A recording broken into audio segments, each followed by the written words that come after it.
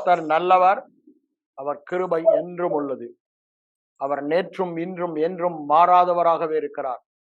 ஆண்டவராய் இயேசு கிறிஸ்துவின் நாமத்தினாலே இந்த ஜோயே ஜீவனில் வாழ்கிற வேத பாட ஆராய்ச்சிக்கு உங்கள் ஒவ்வொருவரையும் வாழ்த்தி, அந்த தேவ ஜீவனில் உலகத்தில் வாழ்ந்து தேவனுடைய நோக்கத்தை நிறைவேற்றி தேவனை மகிமைப்படுத்துவீர்களா என்று சொல்லி வாழ்த்தி உங்களை வரவேற்கிறேன்.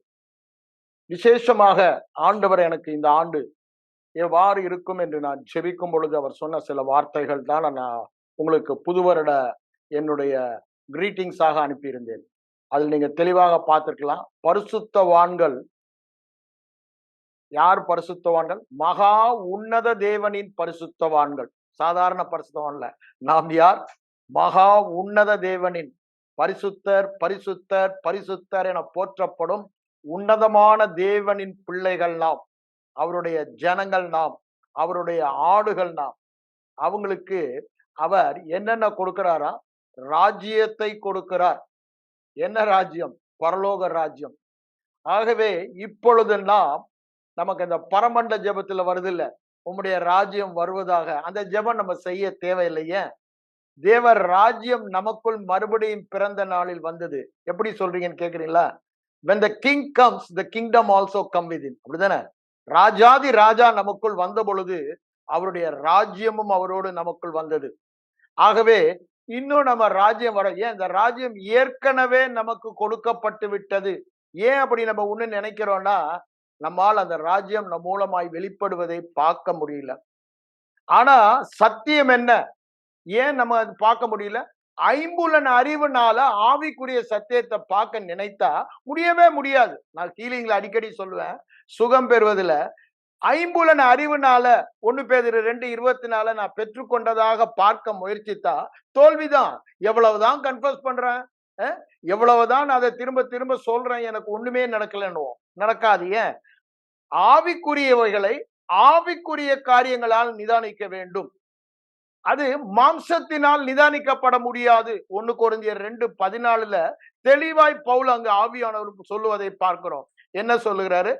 மாம்சத்துக்குரியவன் ஜென்மஸ்பாவத்துக்குரியவன் அதை அறியான், ஆவிக்குரியவனே ஆவிக்குரியவளை அதற்கு தான் நமக்கு ஆவியை கொடுத்திருக்கிறார். என்ன ஆவி? தேவர்களின் ஆவி, தேவனின் ஆவி. ஆகவேதான் நம்மை தேவர்கள் என்று சொல்லுகிறார். தேவனின் ஆவியை பெற்றவர்கள் தேவர்கள், தேவகுமாரர்கள். அப்பா பிதாவே என்று கூப்பிடுகிற புத்திர சுவிகாரம், தேவனுடைய புத்திரனுடைய சுவிகாரம் அப்படின்னா சுதந்திரத்தின் பாக்கியத்தை நாம் பெற்றிருக்கிறோம்.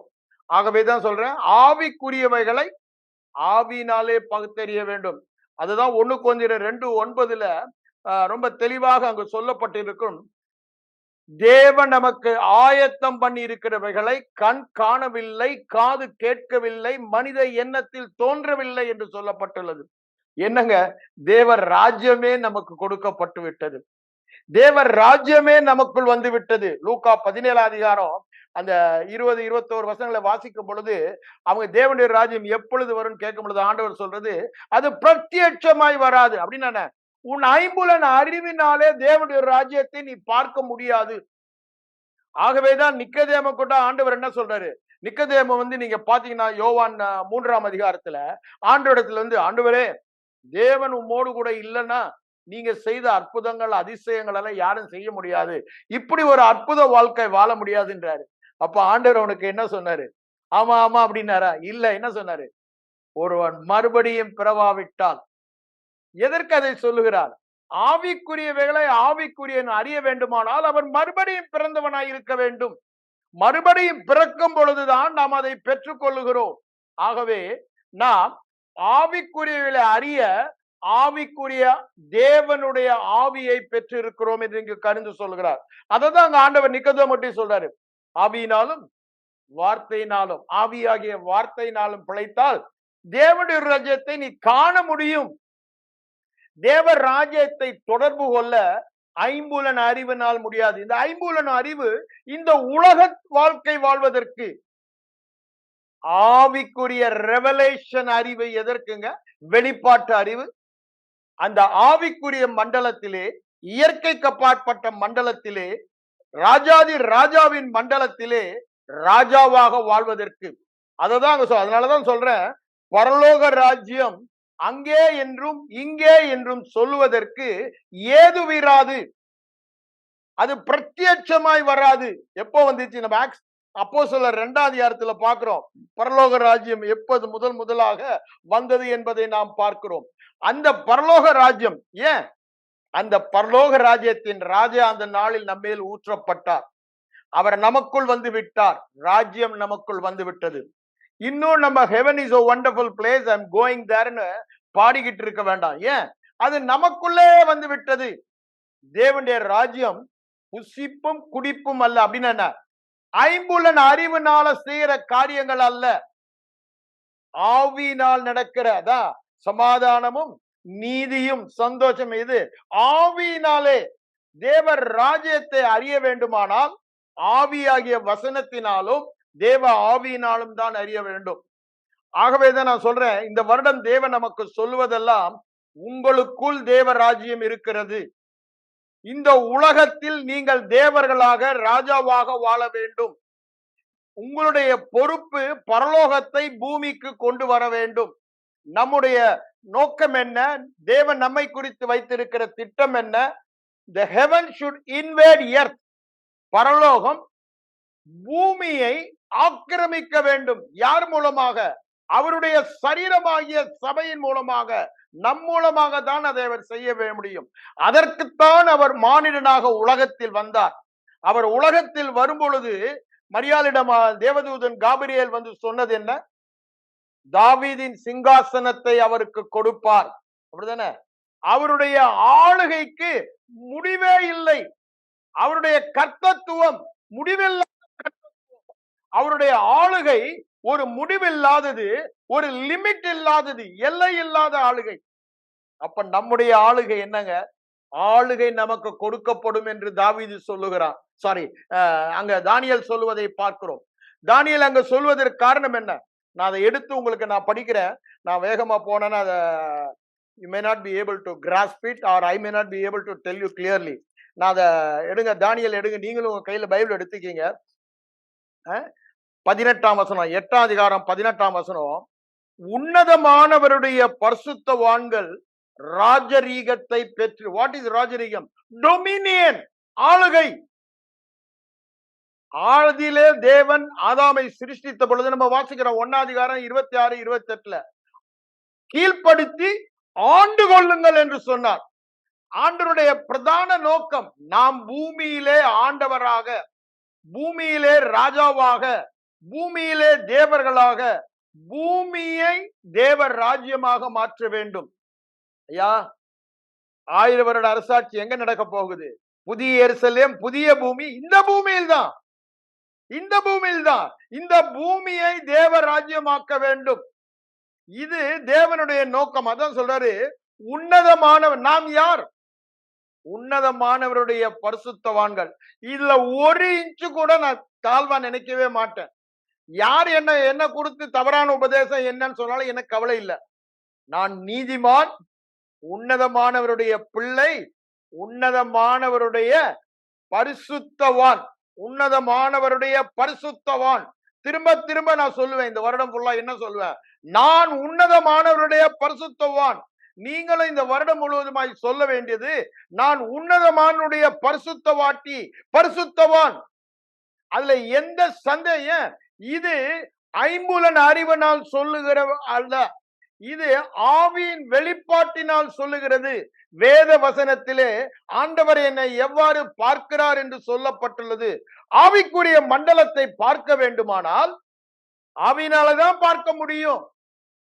காணக்கூடாத மண்டலத்தை பார்க்க வேண்டுமானால் காணக்கூடாத ஆவியினால், ஆவியாகிய வசனத்தினால் தான் காண முடியும்.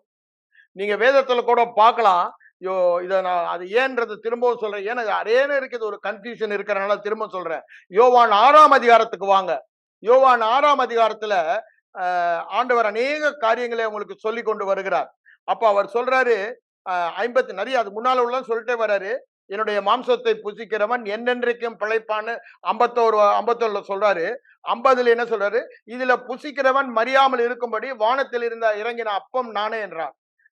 அப்ப அது யூதர்களுக்கு அது இடரலா இருந்ததுன்னு போட்டிருக்கத பாக்குறான். அப்புறம் 54 திருப்பம் சொல்றாரு, என் மாம்சத்தை புசித்து என் ரத்தத்தை பானம் பண்ணுவனுக்கு நித்திய ஜீவன் உண்டு. 53 அதே தான் சொல்றாரு, மெய்யாகவே என்று சொல்லுகிறார். மெய்யாகவே உங்களுக்கு சொல்லுகிறேன், என்னுடைய ரத்தத்தை பானம் பண்ணாமலும் மாம்சத்தை நீங்கள் புசியாமலும் இருந்தால் உங்களுக்கு ஜீவன் இல்லை என்று சொல்லுகிறார். இப்படி அவர் சொல்லிட்டே போயிட்டு அவங்களுக்கு என்னாச்சு பாருங்க, கப்பர்நகூமில் ஜெப ஆலயத்திலே இதை அவர்களுக்கு உபதேசித்தான்னு சொல்றத பாக்குறோம் 59ல. அதை சொல்லிட்டு அடுத்த வசனம் பாருங்க 60ல, அவருடைய சீஷரில் அநேகர் இவைகளை கேட்ட பொழுது கடினமான உபதேசம், யார் இதை ஏன் அவர்கள் இதை கடினமான உபதேசம், ஏன் அதை அவர்களால் விசுவாசிக்க முடியல? அவங்க ஐம்புலன் அறிவுனால எப்படியா இவன் மாம்சத்தை நம்ம என்ன கேனிபலா, இவருடைய மாம்சத்தின் ரத்தத்தையும் நம்ம சாப்பிடுறதுக்குன்னு மாம்ச நினைவுகளால். அதனாலதான் இங்க நம்ம ரோமர் 8ஆம் அதிகாரம் 5-8 வாசம் சொல்றதா, மாம்ச சிந்தை மரணம். அவங்க ஆவியின்படி ஆவிக்குரிய காரியங்களை அவர்களுக்கு சொல்லிக் கொண்டு இருக்கிறார். தேவர் ராஜ்யத்தின் ரகசியங்களை அவர்களுக்கு சொல்லிக் கொண்டு இருக்கிறார். ஆனா அது ஆவிக்குரிய மண்டலத்திலிருந்து அவங்க புரிய பாக்குறாங்க. அதனால கடினமான உபதேசம் என்று சொல்லுகிறார். அப்போ அடுத்த வசனம் பாருங்க, சீஷல் அதை குறித்து முறுமுறுக்கலாம் என்று இயேசு அறிந்து, இது உங்களுக்கு இடரலாய் இருக்கிறதோ? ஏன் ஆவிக்குரிய காரியங்களை ஐம்புலன் அறிவினாலே நாம் நிதானிக்க, உணர, அண்டர்ஸ்டாண்ட் பண்ண முயற்சித்தோமானால் அது இடரலா தான் இருக்கும்.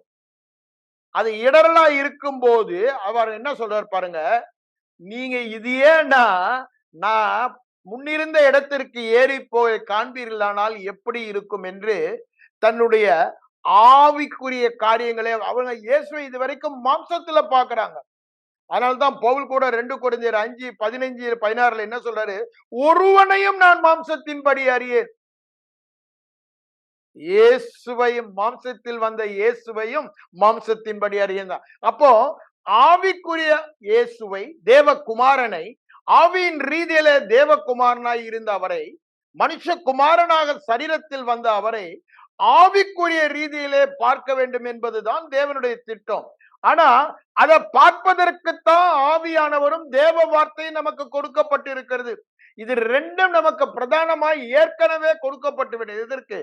தேவர் ராஜ்யத்தில் நாம் தேவர்களாக ராஜாவாக வாழ்வதற்கு. இங்க அதைதான் சொல்லிட்டு அவர் என்ன சொல்றார் பாருங்க, 63ஆம் வசனம், ஆவியே உயிர்ப்பிக்கிறது. ஆவியினாலதான் நீங்க அதை காண முடியும். ஆவி இல்லாம காண முடியாது. மாம்சம் ஒன்றுக்கும் உதவாது. அப்படின்னு என்ன? மாம்ச அறிவினால், ஐம்புலன் அறிவினால், சரீர மண்டலத்தில் நீங்கள் நினைப்பதினால், சரீர மண்டல நினைவுகளால் இதை புரிந்து கொள்ள முடியாது. இந்த சரீர மண்டல நினைவுகள் பரலோக ராஜ்யத்தில் வாழ்வதற்கு உங்களுக்கு உதவாது. அததான் அங்க சொல்றாரு, பரலோக ராஜ்யத்தில் வாழ்வதற்கு ஆவியினால் தான் வாழ முடியும் சொல்லிட்டு என்ன சொல்றாரு பாருங்க, நான் உங்களுக்கு சொல்லுகிற வார்த்தைகள் அல்லது வசனங்கள் ஆவியாயும் ஜீவனுமாய் இருக்கிறது. இந்த வசனங்களை நீ ஆவிக்குரிய மண்டலத்திலே ஆவியானவருடைய வெளிப்பாட்டினாலே தான் அறிய முடியும் என்று சொல்கிறார். அதான் திரும்பவும் சொல்றேன், சரீர அறிவினால் அல்ல, ஐம்புலன் அறிவினால் அல்ல, அது உலக அறிவு. அதனால் அறியவே முடியாது. தேவர் ராஜ்யத்தின் ரகசியங்களை அறிந்து தேவர் ராஜ்யத்தில் இந்த பூமியிலே பரலோக வாழ்க்கை தேவர்களாக ராஜாவாக வாழ வேண்டுமானால் தேவன் அதற்கு வைத்திருக்கிறது தேவனுடைய வார்த்தை, தேவனுடைய ஆவி. இது ரெண்டும் இல்லாம நம்ம மாம்சத்திலே சிந்தித்து இங்க அப்படிதான் எப்படா இவன் சரீரத்தை புதிக்கிறது, அதை மாம்சத்திலே ஐம்புலன் அறிவினாலே தான் அவர் சொல்றாரு, அது உதவாது. இன்னைக்கு நம்ம பார்த்து அதான் சொல்றாரு, தெய்வீக சுகத்தை பெற வேண்டுமானால், அதுல நான் ஏன் திரும்ப திரும்ப அதை சொல்றேன்னா, அதுல நான் அனுபவிச்சவன், ஒரு சுகம் அல்ல எத்தனையோ தடவை தானே. ஏன் அது ஐம்புலன் அறிவினால 1 பேதுரு 2:24 மத்தேயு 8:17 ஏசாயா 53:4-5 நான் பார்க்கும் பொழுது திரும்ப திரும்ப அறிக்கை பண்ணி மாம்ச கண்களால் அதை நான் பார்த்து கொண்டிருக்கிற வரைக்கும் உதவாது. அத வேத வசனம் என்ன சொல்லுகிறது, அத என் ஆவியின் வெளிப்பாட்டினாலே தியானித்து திரும்ப சொல்லி அதை தியானித்து அதை என் நினைவுகளாக்கி அதை என் பேச்சாக்கி அது என் வாயை விட்டு பிரியாமல் பாதுகாத்து கொண்டு அதை என் இருதயத்துக்குள் அனுப்பி அதுக்கு எதிராக நான் பேசவே மாட்டேன் அப்படின்னு சொல்லும் பொழுது அந்த வெளிப்பாட்டு அறிவு எப்படி வருது? we hear his voice in our spirit. அப்பொழுது அவருடைய வார்த்தை, அந்த எழுதப்பட்ட வார்த்தை ரேமா வார்த்தையாக நம்முடைய ஆவியிலே கிளியரா துணிக்கிறது. அப்போதுதான் ஒரு உறுதி வருகிறது. I know for 100% I am healed. எப்போ? அறிகுறியெல்லாம் இருக்கு. I have seen it when piles came to me in 1992. அறிகுறி எல்லாமே இருக்குது. ஆனா யாரு கேட்டாலும் என் வாயில வர வார்த்தை ஏன்? out of the abundance of the heart there is a revelation in my spirit. அதை கண்டுபிடிக்கிறவர்களுக்கு உடலுக்கெல்லாம் ஆரோக்கியம். வேதவசனம் என்ன சொல்லுகிறது? ஆவிக்குரிய மண்டலத்திலே வெளிப்பாடு வேதவசனத்தில் இருந்து அது உடலுக்கெல்லாம் ஆரோக்கியமும் ஜீவனுமாம். அப்படிதானே சொல்றாரு. நீதிமொழிகள் 4:22 நம்ம வாசிக்கிறோம். 21, 22 அதை நம்ம வாசிக்கும் பொழுது தெளிவாய் பார்க்கலாம். எதற்கு நான் அதை சொல்லுகிறேன்? ஆவிக்குரிய மண்டலத்தில் தேவர் ராஜ்யம் நமக்கு கொடுக்கப்பட்டிருக்கிறது, ஆளுகை நமக்கு கொடுக்கப்பட்டிருக்கிறது. இன்று நாம் ராஜ்யத்தில் வாழவில்லை, ஆளுகை செய்யவில்லை என்றால் வியாதி, தரித்திரம், குறைவு, பெருக்கமின்மை இவைகள்லாம் நம்முடைய வாழ்க்கையில காணப்படுகிறதுன்னா ஒரே காரணம் என்ன? அறிய வேண்டியதை வெளிப்பாட்டு அறிவினால் நாம் அறியவில்லை. ஐம்புலன் அறிவினாலே இந்த வார்த்தைகளை அறிந்து இந்த மென்டல்ல நம்ம கிராஸ் பண்ண பார்க்கிறோம். we cannot comprehend spiritual things by five senses report. we can comprehend spiritual things by spiritual only. அதுதான் நாங்க ஆணித்தரமா நீங்க 1 கொரிந்தியர் 2 திருப்பி நான் வரேன். அது ரொம்ப முக்கியமான வசனமான திருப்பி நான் சொல்றேன் உங்களுக்கு. 1 கொரிந்தியர் 2 பாருங்க. 1 அதிகாரத்திலே சிலுவை பற்றிய உபதேசம், ஆவிக்குரிய சத்தியத்தை சொல்றார். கிறிஸ்துவின் சுவிசேஷம் தான், அதுதான் பலனாய் இருக்கிறது, அதுதான் ஞானமாய் இருக்கிறதுன்னு சொல்றாரு. கிறிஸ்துவே ஞானமானார், மீட்பானார், ஏன்னா நம் கிறிஸ்துவுக்குள் வைக்கப்பட்டோம் 30 சொல்லிட்டு 31 சொல்றாரு. அதை சொல்லிட்டு தான் அவர் இங்க 2 அதிகாரத்தை வரும்பொழுது என்ன சொல்றார் பாருங்க. 4ஆம் வசனத்துல உங்கள் விசுவாசம் மனுஷருடைய ஞானம் அப்படின்னு என்னங்க? மனுஷருடைய ஞானம் எல்லாம் ஐம்புலன் ஞானம், ஐம்புலன் அறிவு. அதுல இராதபடி நான் என்ன பண்றேன்னா என் பேச்சும் பிரசங்கமும் எப்படி? தேவனுடைய பலம். எது தேவனுடைய பலம்? சுவிசேஷம். அதுக்கு முந்தின அதிகாரத்துல சொல்றாருல, தேவனே எனக்கு பலனானார். 24ஆம் வசனம் பாருங்க. அவர்களுக்கு கிறிஸ்து தேவ பலனும் தேவ ஞானமும் ஆனார். சிலுவை பற்றிய உபதேசம், தேவனுடைய வார்த்தை எனக்கு கொடுக்கப்பட்டிருக்கிறது. இயேசு கிறிஸ்து எனக்காக மரித்து உயிரோடு எழுந்து என் பாவத்திற்கான தண்டனையை செலுத்தி மரணத்தின் ஆளுகையை நித்தியமாக முடித்து நித்தியமாக ஜீவனின் ஆளுகைக்கு என்னை மாற்றிவிட்டார். உலகம் மரணத்துக்குள் இருக்கிறது, உலகம் இருளுக்குள் இருக்கிறது. இயேசு கிறிஸ்துவின் மரணத்தின் உயிர்த்தெழுதலை விசுவாசித்தபடியினாலே நான் ஜீவனுக்குள் இருக்கிறேன். நான் எங்க இருக்கிறேன்? வெளிச்சத்துக்குள், வெளிப்பாடு. நான் இருளில் இல்லை, நான் பகலுக்குரியவன், நான் வெளிச்சத்தின் பிள்ளை, நான் ஜீவனை பெற்ற தேவ ஜீவனின் பிள்ளை. அதனாலதான் அவர் சொல்றாரு, அழைக்கப்பட்டவர்களுக்கு கிறிஸ்து தேவ பலனும் ஞானமுமாய் இருக்கிறார். எது? வெளிப்பாட்டு அறிவு. கிறிஸ்துவே என் பலனானார். அதுதான் 31 சொல்றாரு. கிறிஸ்துவே என் ஞானமானார், கிறிஸ்துவே என் பரிசுத்தமானார், கிறிஸ்துவே. It's a spiritual thing, brother. You cannot discern it by natural five senses. மூல அறிவினால அதை comprehend பண்ண முடியாது, புரிந்து கொள்ள முடியாது. You cannot understand it. You have to discern it by the Holy Spirit, by the help of the word of God. இந்த word of God புரிய வேணும்னா ஆவியானுடைய ஒத்தாசை நமக்கு வேணும். இது நீ அறியாம வாசிக்கிறோம், விதைக்கிறோம். ஓமையில பிசாசு வந்து அதை திருடி போகிறான் உணராதிருக்கும் பொழுது. when you understand not, நீங்கள் உணரவில்லை என்றால் அவ்வாறு செய்ய மாட்டீர்கள். நீங்க விசுவாசித்து செய்யவில்லை என்றால் பிசாசு அந்த விதைக்கப்பட்ட வசனத்தை திருடி போடுவான். அது தெளிவாய் அங்க சொல்லுவதை பார்க்கிறோம். அப்போ ஆவியினாலே, தியானத்தினாலே, ஆவியானவர் நமக்கு கொடுக்கிற வெளிப்பாட்டினாலே அந்த உணர்வை, அண்டர்ஸ்டாண்டிங்கை நாம் பெற்றுக் கொள்ளுகிறோம். அததான் அவர் என்ன சொல்றாரு, நாங்க ஒண்ணும் மூல அறிவுனால சொல்றது இல்ல, அந்த ஐம்புலன் அறிவுனால, எதுவுமே பார்க்கறதுனால, கேட்கறதுனால, தொட்டு உணர்றதுனால நாங்க பேசல. எப்படி சொல்றாரு பாரு, உங்க விசுவாசம் பாருங்க, உங்க விசுவாசம் ஐம்புலன் அறிவின் ஞானத்தினால் அல்ல,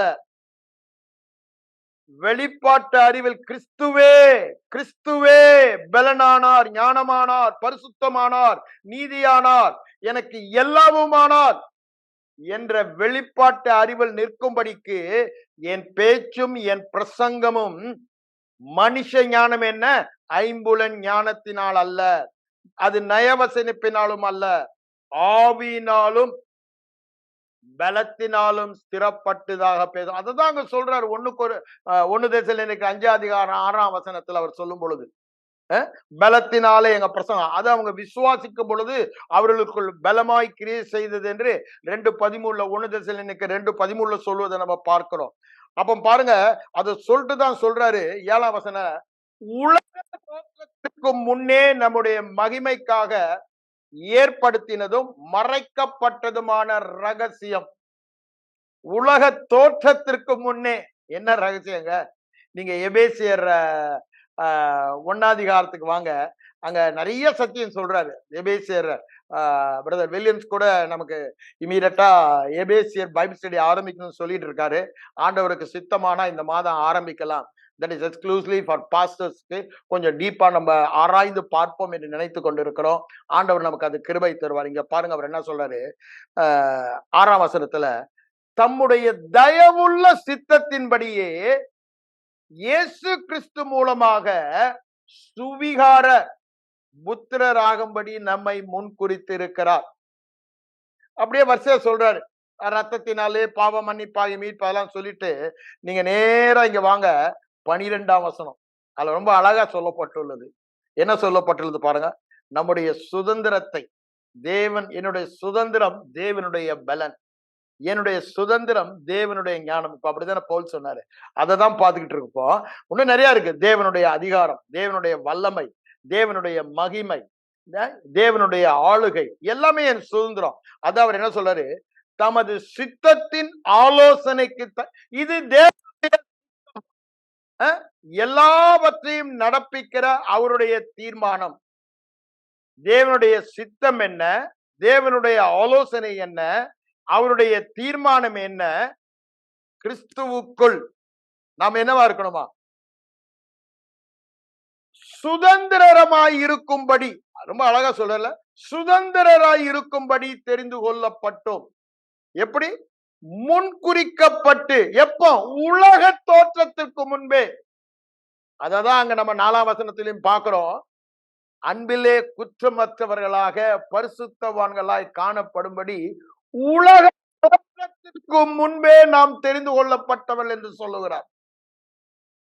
ஐயா, நம்மள ஒரு குறை கூட இல்ல, ஒரு பாவம் கூட இல்ல, ஒரு அக்கிரமம் கூட இல்லாதவர்களாய் ஆவி. இதெல்லாம் நீங்க சரீர கண்களால் பார்க்கும் போது எடறிதான் போவோம். அங்க யூதர்களுக்கு சொன்னதான் சொல்றாரு, அத ஆவிக்குரிய வேலை ஆவிக்குரியர்களாய் நிதானிக்க வேண்டும். அததான் இங்க சொல்லிட்டு இருக்காரு. என்ன சொல்ற பாருங்க, 12ஆம் வசனம் திருப்பி வாசிக்கிறேன். அவருடைய சித்தத்தின் ஆலோசனைக்கு தக்கதாக எல்லாவற்றையும் நடக்கிற அவருடைய தீர்மானத்தின்படி நாம் ஒவ்வொருவரும் முன்குறிக்கப்பட்டு கிறிஸ்துவுக்குள், இன் கிரைஸ்ட், எல்லாமே அந்த ஒரு வார்த்தையில் அடங்கிடுதுங்க. Everything in Christ. கிறிஸ்துவுக்குள் நாம் யார் என்று ஆவியினாலே நிதானிக்கிற வாழ்க்கை தான் கிறிஸ்தவ வாழ்க்கை. சரீர மண்டலத்தில் நான் யார் என்பதை பார்த்து வாழ்கிற வாழ்க்கை உலக வாழ்க்கை. தேவ ராஜ்யத்தில் தேவ புத்திரராக தேவ சுதந்திரத்தில் வாழ்வதற்கு தேவையான ஒரே சத்தியம், கிறிஸ்துவுக்குள் நான் யார், எனக்கு என்ன சுதந்திரம் கொடுக்கப்பட்டு இருக்கிறது, நான் எப்படி வாழ முடியும் என்று கிறிஸ்துவின் வார்த்தை சுவிசேஷம் எனக்கு சொல்லுகிறதை வெளிப்பாடு அறிவாக பெற்று வாழ்வதுதான் கிறிஸ்தவ வெற்றி வாழ்க்கை. அந்த வாழ்க்கைக்குத்தான் நம்ம அழைத்திருக்கிறார். அதற்குத்தான் முன்குறித்தார். அதுதான் அவருடைய சித்தம், அதுதான் அவருடைய ஆலோசனை, அவருடைய தீர்மானம். அதை தான் நடப்பிக்கிறது. இதற்கு நாம் முன்குறிக்கப்பட்டு கிறிஸ்துவுக்குள் அவருடைய சுதந்திரராகும்படி, அததான் அங்க ரோமர் 8:17 சொல்றாரு. பிள்ளைகளானால் சுதந்திரருமாமே, சுதந்திரரானால் உடன் சுதந்திரருமாமே. அதே கலாத்தியர் 4 வரும் பொழுது, நாம் வேலைக்காரர் அல்ல. Take out the servant mentality. நாம் பிள்ளைகள். பிள்ளைகள் என்ற இடத்துக்கு வரும் பொழுது, you are no more a servant. நீ உழைத்து சாப்பிட வேண்டியவன் அல்ல. எந்த ஒரு காரியத்தையும் நெற்றி வேர்வை சிந்தி உன்னுடைய உழைப்பினாலே பெறுகிறவன் அல்ல. இல்ல, தன்னுடைய சுதந்திரத்தின் மூலமாக வாழ்வான். ராஜா தன் சுதந்திரத்தின் மூலமாக தன்னுடைய நீதியின் செங்கோலினால் அவன் ஆளுகை செய்வான். அவன் ஆளுகை செய்து வாழ்கிறவன். அவன் அவன் எதுவுமே இப்படி செய்யணும் அப்படி செய்யணும்னு இல்ல. அவன் ஆணையிட்டால் அது அப்படியே நடக்கும். அவன் ஆணையிட்டால், if you decree a thing, யோபு அதை அழகா சொல்றான், அது அப்படியே ஆகும். அந்த இடத்துல நம்ம அந்த சுதந்திரத்தை நமக்கு கொடுத்திருக்காருங்க. Not an ordinary inheritance. We have the inheritance of the very king itself. ராஜாதி ராஜா சுதந்திரத்தை பெற்றவர்கள். இந்த பூ உலகத்தின் அதிபதியாகிய ஆண்டவருடைய சொந்த பிள்ளைகள் நாம். இந்த பாதலத்தின் சொந்தக்காரர் அவர். அவருடைய பிள்ளையாக நமக்கு அதை சுதந்திரமாக கொடுத்து விட்டார். சுதந்திரராகும்படி நம்மை தெரிந்து கொண்டார். அதேதான் 8:17 வாசிக்கிறேன். 8:28-29 அதான் சொல்றாரு. 8:28-29 சொல்றாரு, அவருடைய சாயலுக்கு ஒப்பாய் இருப்பதற்கு நாம் முன்னறியப்பட்டு, முன்குறிக்கப்பட்டு, அழைக்கப்பட்டு, நீதிமானாக்கப்பட்டு மகிமைப்படுத்தியும் இருக்கிறார் என்று சொல்லுகிறார். எதற்கு? அவருடைய சாயல், அவருடைய சுதந்திரத்தை. சாயல் என்றால் அவருடைய சொந்தமானதெல்லாம். அவருடைய திவ்ய பாவம் நம்முடைய சுதந்திரம். அவருடைய வல்லமை நம்முடைய சுதந்திரம்.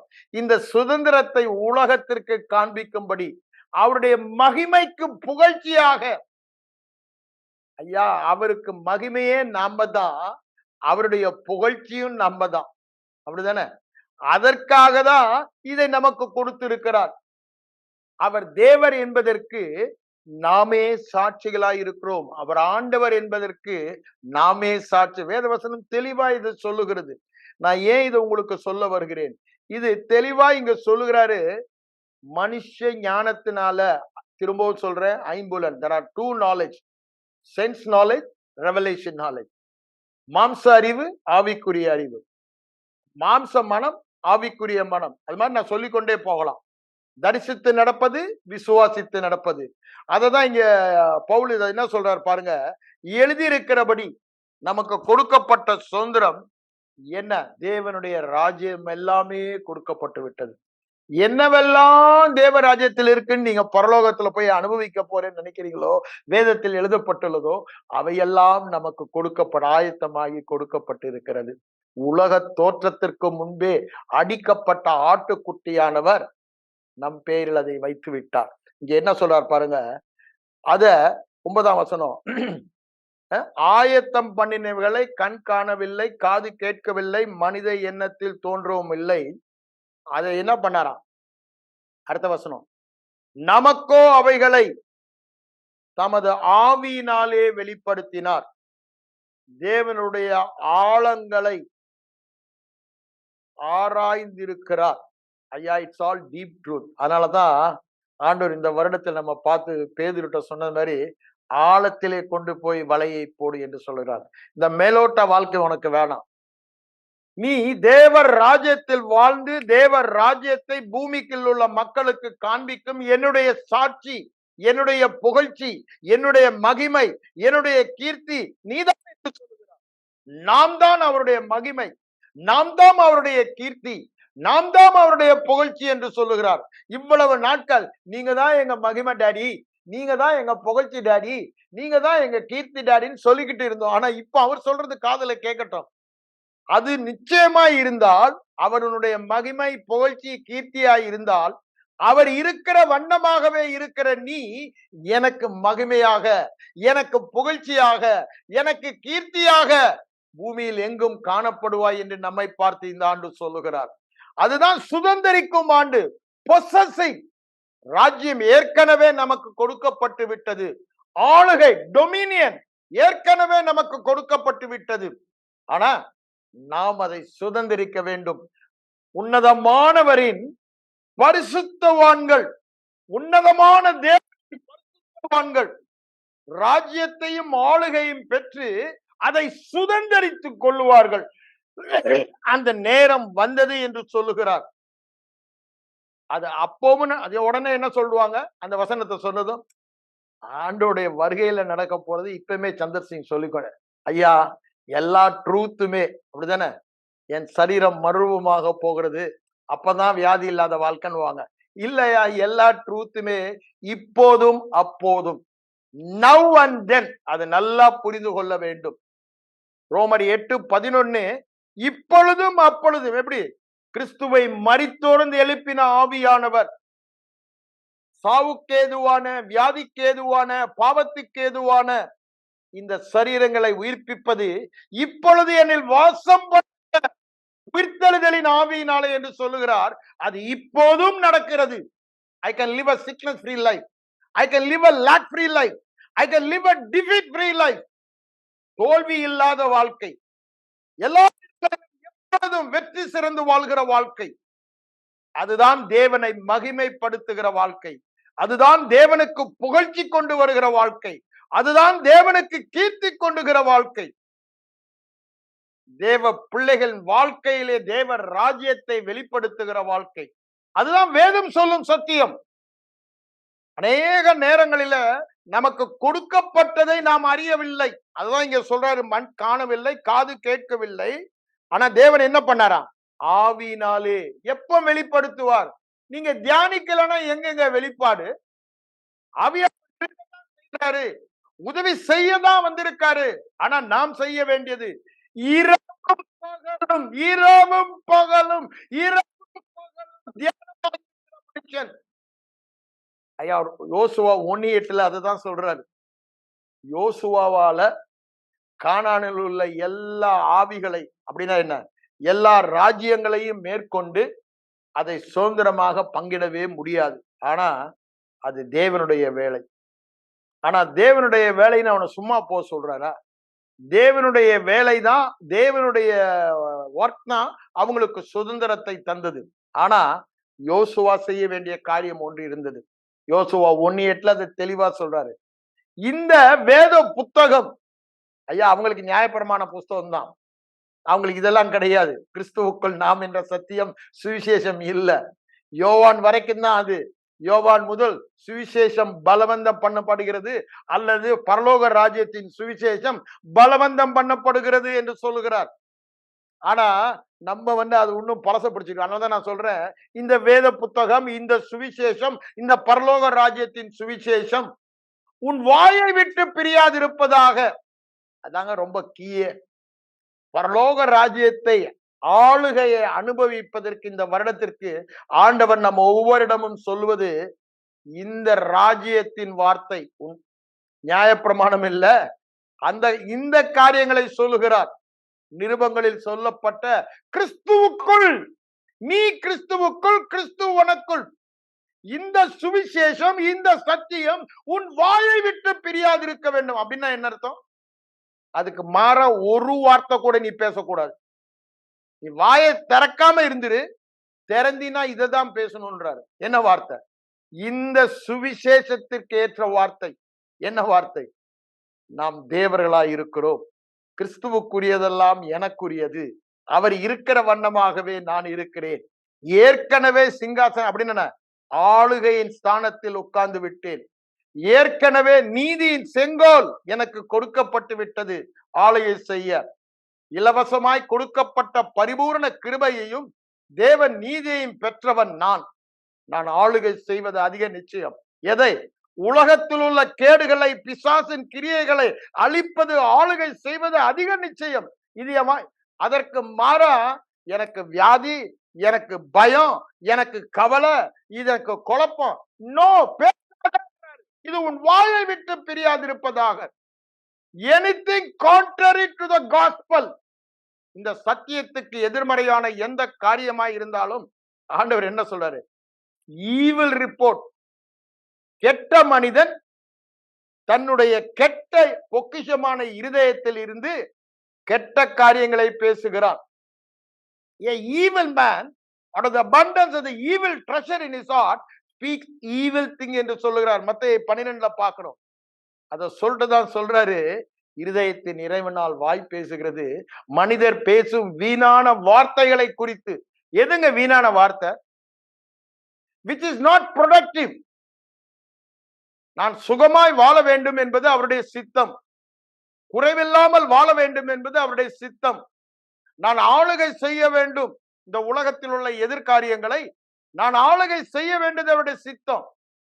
அப்போ அந்த சிந்தத்தை பேசாமல் அதற்கு மாறாக வியாதியா இருக்கிற, குறைவா இருக்கிற, விருத்தி இல்லாம இருக்கிற, இவ்வாறு பேசுவதனால அதுதான் காணப்படும். அதுல புரோஜனம் இருக்கா? அதுதான் அது புரோஜனம் இல்லாத வார்த்தை என்று சொல்லுகிறார்.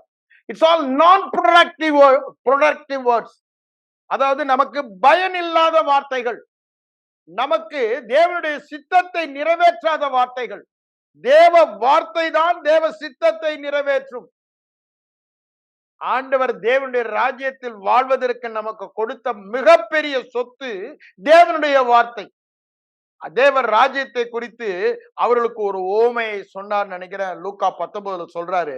அதை சொல்லிட்டாங்க. 30-31 வசனங்களை வாசித்து பாருங்க. என்ன சொல்றாரு? ஒரு மனிதன் பிரயாணமாய் போகும் பொழுது தன்னுடைய திரவியத்தை அப்படியே ஒவ்வொருத்தருக்கு 5 தாலந்து 10 தாலந்து 2 தாலந்துன்னு கொடுத்து இதை கொண்டு வியாபாரம் பண்ணுங்கள். இன்னைக்கு நமக்கும் அப்படித்தான்.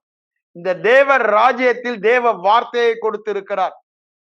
விசுவாசிக்கிறவர்களால் நடக்கும் அடையாளங்களாவன. மார்க் 16-17 வாசிக்கிறோம். இந்த வார்த்தை நமக்கு திரவியமாக சொத்தாக கொடுக்கப்பட்டு இருக்கிறது. யோவான் 14:12 என்னை விசுவாசிக்கிறவன் நான் செய்த காரியம் செய்வான், அதற்கு மேலான செய்வான் என்று சொல்லுகிறார். ஏங்க அது நமக்கு சொத்தா. இதை கொண்டு நீங்கள் இந்த திரவியத்தை கொண்டு நீங்கள் வியாபாரம் பண்ணுங்கள் அங்க போட்டிருக்காரு. இதை கொண்டு நீங்க வாழுங்கள்ன்றாரு.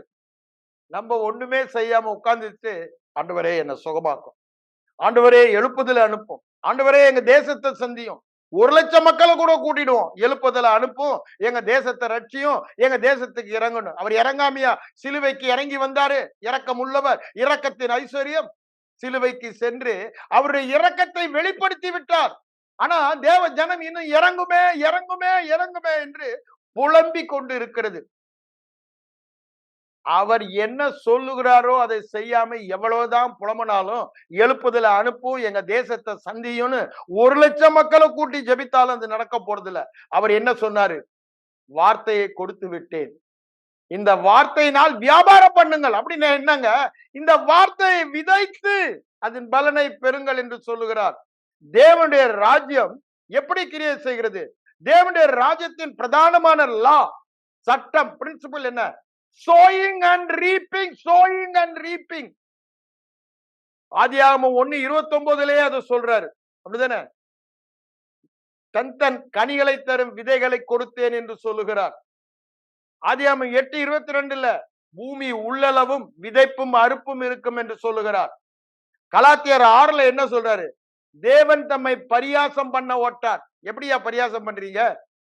அவர் ஏற்கனவே விதைய கொடுத்துட்டாரு. தேவராஜ்யத்தில் எப்படி வாழணும் இருக்கு, அதை விட்டு போட்டு ஆண்டவரே இறங்க மாட்டீங்களா, ஆண்டவரே எழுப்புதல அனுப்ப மாட்டீங்களா, ஆண்டவரே என் மகனை ரட்சிக்க மாட்டீங்களா, ஆண்டவரே எங்க தேசத்துல, இதெல்லாம் ஆண்டவரை பரியாசம் பண்றது. ஏன்? அவர் செய்து முடித்ததை திரும்ப செய்யுங்கள் என்று சொல்லுகிறோம். அவர் செய்து முடித்ததை வார்த்தையின் ராஜ்யத்தின் வார்த்தை. இந்த வார்த்தை சாதாரண வார்த்தை இல்ல. It's a kingdom word. The word which gives inheritance. நமக்கு சுதந்திரத்தை தருகிற கிருபையுள்ள வார்த்தைகள். நம்ம இன்னும் அறிவில்லாமையினாலே புலம்பிக் கொண்டு முறுமுறுத்து கொண்டு எவ்வளவு காலம் நான் ஜெபிக்கிறேன், இந்த ஆண்டவர் எனக்கு பதில் கொடுக்கலையேன்னு நினைக்கிறோம். சீஷர்கள் கூட அப்படித்தான் நினைச்சாங்க.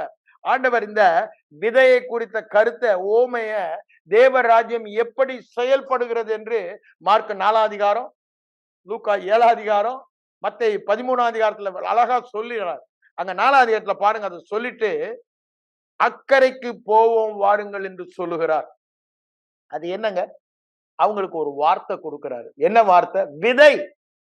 இங்க இருந்து அடுத்த ராஜ்யம். இந்த வருடம் நமக்கு அப்படிதான் சொல்றாரு. அக்கறைக்கு போவோம், ஆழத்தில் போடுங்கள் என்றார். இந்த வருடம் நம் ஒவ்வொருவரையும் பார்த்து ஆண்டவர் சொல்லுகிற ரேமா வார்த்தை, அக்கறைக்கு போவோம். என்ன? இந்த ஐம்புலன் அறிவினால் வாழ்கிற வாழ்க்கையை விட்டு ஆவிக்குரிய வெளிப்பாட்டினால் வாழ்கிற வாழ்க்கைக்கு போவோம் வாருங்கள் என்று கூப்பிடுகிறார். இன்னும் 2 நினைவுகளா நடக்கிறீர்களே, ஆவியும் மாம்சமும், ஆவியும் மாம்சமும், ஆவியும் வாங்க மண்டலத்திற்கு, இயற்கை கப்பாற்பட்ட காணப்படாத மண்டலத்தில் வாழ்கிற, பரலோகத்தில் வாழ்கிற வாழ்க்கைக்கு வாருங்கள், அக்கறைக்கு போவோம் வாருங்கள் என்று சொல்லுகிறார். ஆண்டவரே, நான் ரெடின்னு நிறுறோம். 1ஆம் தேதி இல்லையே, ஆனா 2ஆம் தேதி அப்படியே ஒரு அலை போல மோதுது கடலின் அங்க அலை படகு மேல மோதி படகெல்லாம் நிரம்பிடுச்சு. ஆண்டவருக்கு தெரியாதா? ஐயா, படவெல்லாம் நிரம்பிடுச்சுன்னா அவரும் அந்த தண்ணிக்குள்ளதான் படுத்து கிடக்குறாருன்னு அர்த்தம். ஆனா இவங்க போய் எழுப்புறாங்க சீஷர்கள். ஆண்டவரே, நாங்க மடிகிறோம், உங்களுக்கு கவலை இல்லையான்னு கேட்க. நீங்க நம்மளும் அப்படித்தான் பண்றோம். ஆண்டவரே, நீங்க ரட்சிக்க மாட்டீங்களா? நீங்க கிரியை செய்ய மாட்டீங்களா? நான் கூப்பாடு போடுறேன், உங்க காதுல விழலையான்னு நம்ம கேட்கிறோம். ஐயா, அவருடைய செவிகள் எப்பொழுதும் திறந்து இருக்கிறது. அவருடைய கண்கள் நீதிமான்கள் மேல் நோக்கமாயிருக்கிறது. தம்மை பற்றி உத்தம இருதயத்தோடு இருப்பவர்களுக்கு தம்முடைய வல்லமையை விளங்க கண்ண அவருடைய கண்கள் பூமி எங்கும் எங்கடா இருக்கான்னு உலாவி கொண்டு தேடி கொண்டிருக்கிறது. எதற்கு? அவருடைய வல்லமையை விளங்க பண்ண, அவருடைய மகிமை, அவருடைய புகழ்ச்சி, அவருடைய கீர்த்தியை நம் மூலம் விளங்க பண்ண அவருடைய கண்கள் பூமி எங்கும் உலாவி கொண்டிருக்கிறது. ஆனா சபை இன்னைக்கு என்ன போடுது? எதிர்மாறா அந்த சீசல் மாதிரி, ஐயோ ஐயரே மடிகிறோம், உமக்கு கவை இல்லையா அப்படின்னு கேட்டுக்கொண்டு இருக்கிறோம். ஆண்டவரை துக்கப்படுத்துகிற காரியங்களை சொல்லுகிறோம். ஏன்? விசுவாசம் இல்லாமல் கர்த்தருக்கு பிரியமாய் இருக்கப்படுவது. அவங்க ஆண்டவர் என்ன பண்ணாரு? அவங்க மேல பிரியம் கொண்டாரா? கோபத்தோட கேட்கிறாரு. காற்றையும் கடலையும் அதட்டுறாரு. ஏன்? அவர் கையில வார்த்தை இருந்தது. வார்த்தையினால காற்றையும் கடலையும் அதட்டுறாரு. அப்புறம் அவங்கள பார்த்து கேட்கிறாரு, ஏன் அற்ப விசுவாசம் உள்ளவர்களா இருக்கிறீர்களே, ஏன் பயப்பட்டீர்கள் என்று கேட்கிறார். சாரி, நான் தூங்கிட்டேன், அசந்து தூங்கிட்டேன், புயல் அடிச்சது கூட எனக்கு தெரியலன்னு அவர் சொல்லல. என்னதான் சொல்றாரு? கோபத்தான் படுறாரு. ஏன்? தேவ வார்த்தை தான் உங்களுக்கு எல்லாம் சொல்லி ஓமையினால நல்லா டீச் பண்ணிரு. அவங்களுக்கு மறைக்கப்பட்டது, உங்களுக்கு அருளப்பட்டது, தேவ ராஜ்யம் எப்படி கிரியை செய்கிறதுன்னு இங்க வார்த்தை தான் எல்லாம் சொல்லிட்டாரு. அவங்களுக்கு வார்த்தையும் கொடுக்கப்பட்டு விட்டது. அக்கறைக்கு போவோம் என்ற வார்த்தை அக்கறை கட்டாயம் போவோம். ஏன் அந்த வார்த்தை தவறாதது? அவர்களை ஆண்டவர் செய்ததை செஞ்சிருக்க முடியும். நாங்க அக்கறைக்கு போவோம், நீ தடை செய்ய முடியாது, இறையாதே, அமைதலாயிருன்னு சொல்ல முடியும். ஆனா அவங்க சொல்லல. அதனாலதான் அற்ப விசுவாசம் உள்ளவர்களே, ஏன் பயப்பட்டீங்கன்னு கேட்க, அவங்க ஐம்புலன் அறிவுனால வாழ்ந்தாங்க. இன்னும் ஆவிக்குரிய மண்டலத்தை சீசையில 2-3 இடத்துல கேட்கிறாரு. அது மாதிரி மத்திய 16ஆம் அதிகாரத்திலையும் பார்க்கலாம். அப்படித்தானே?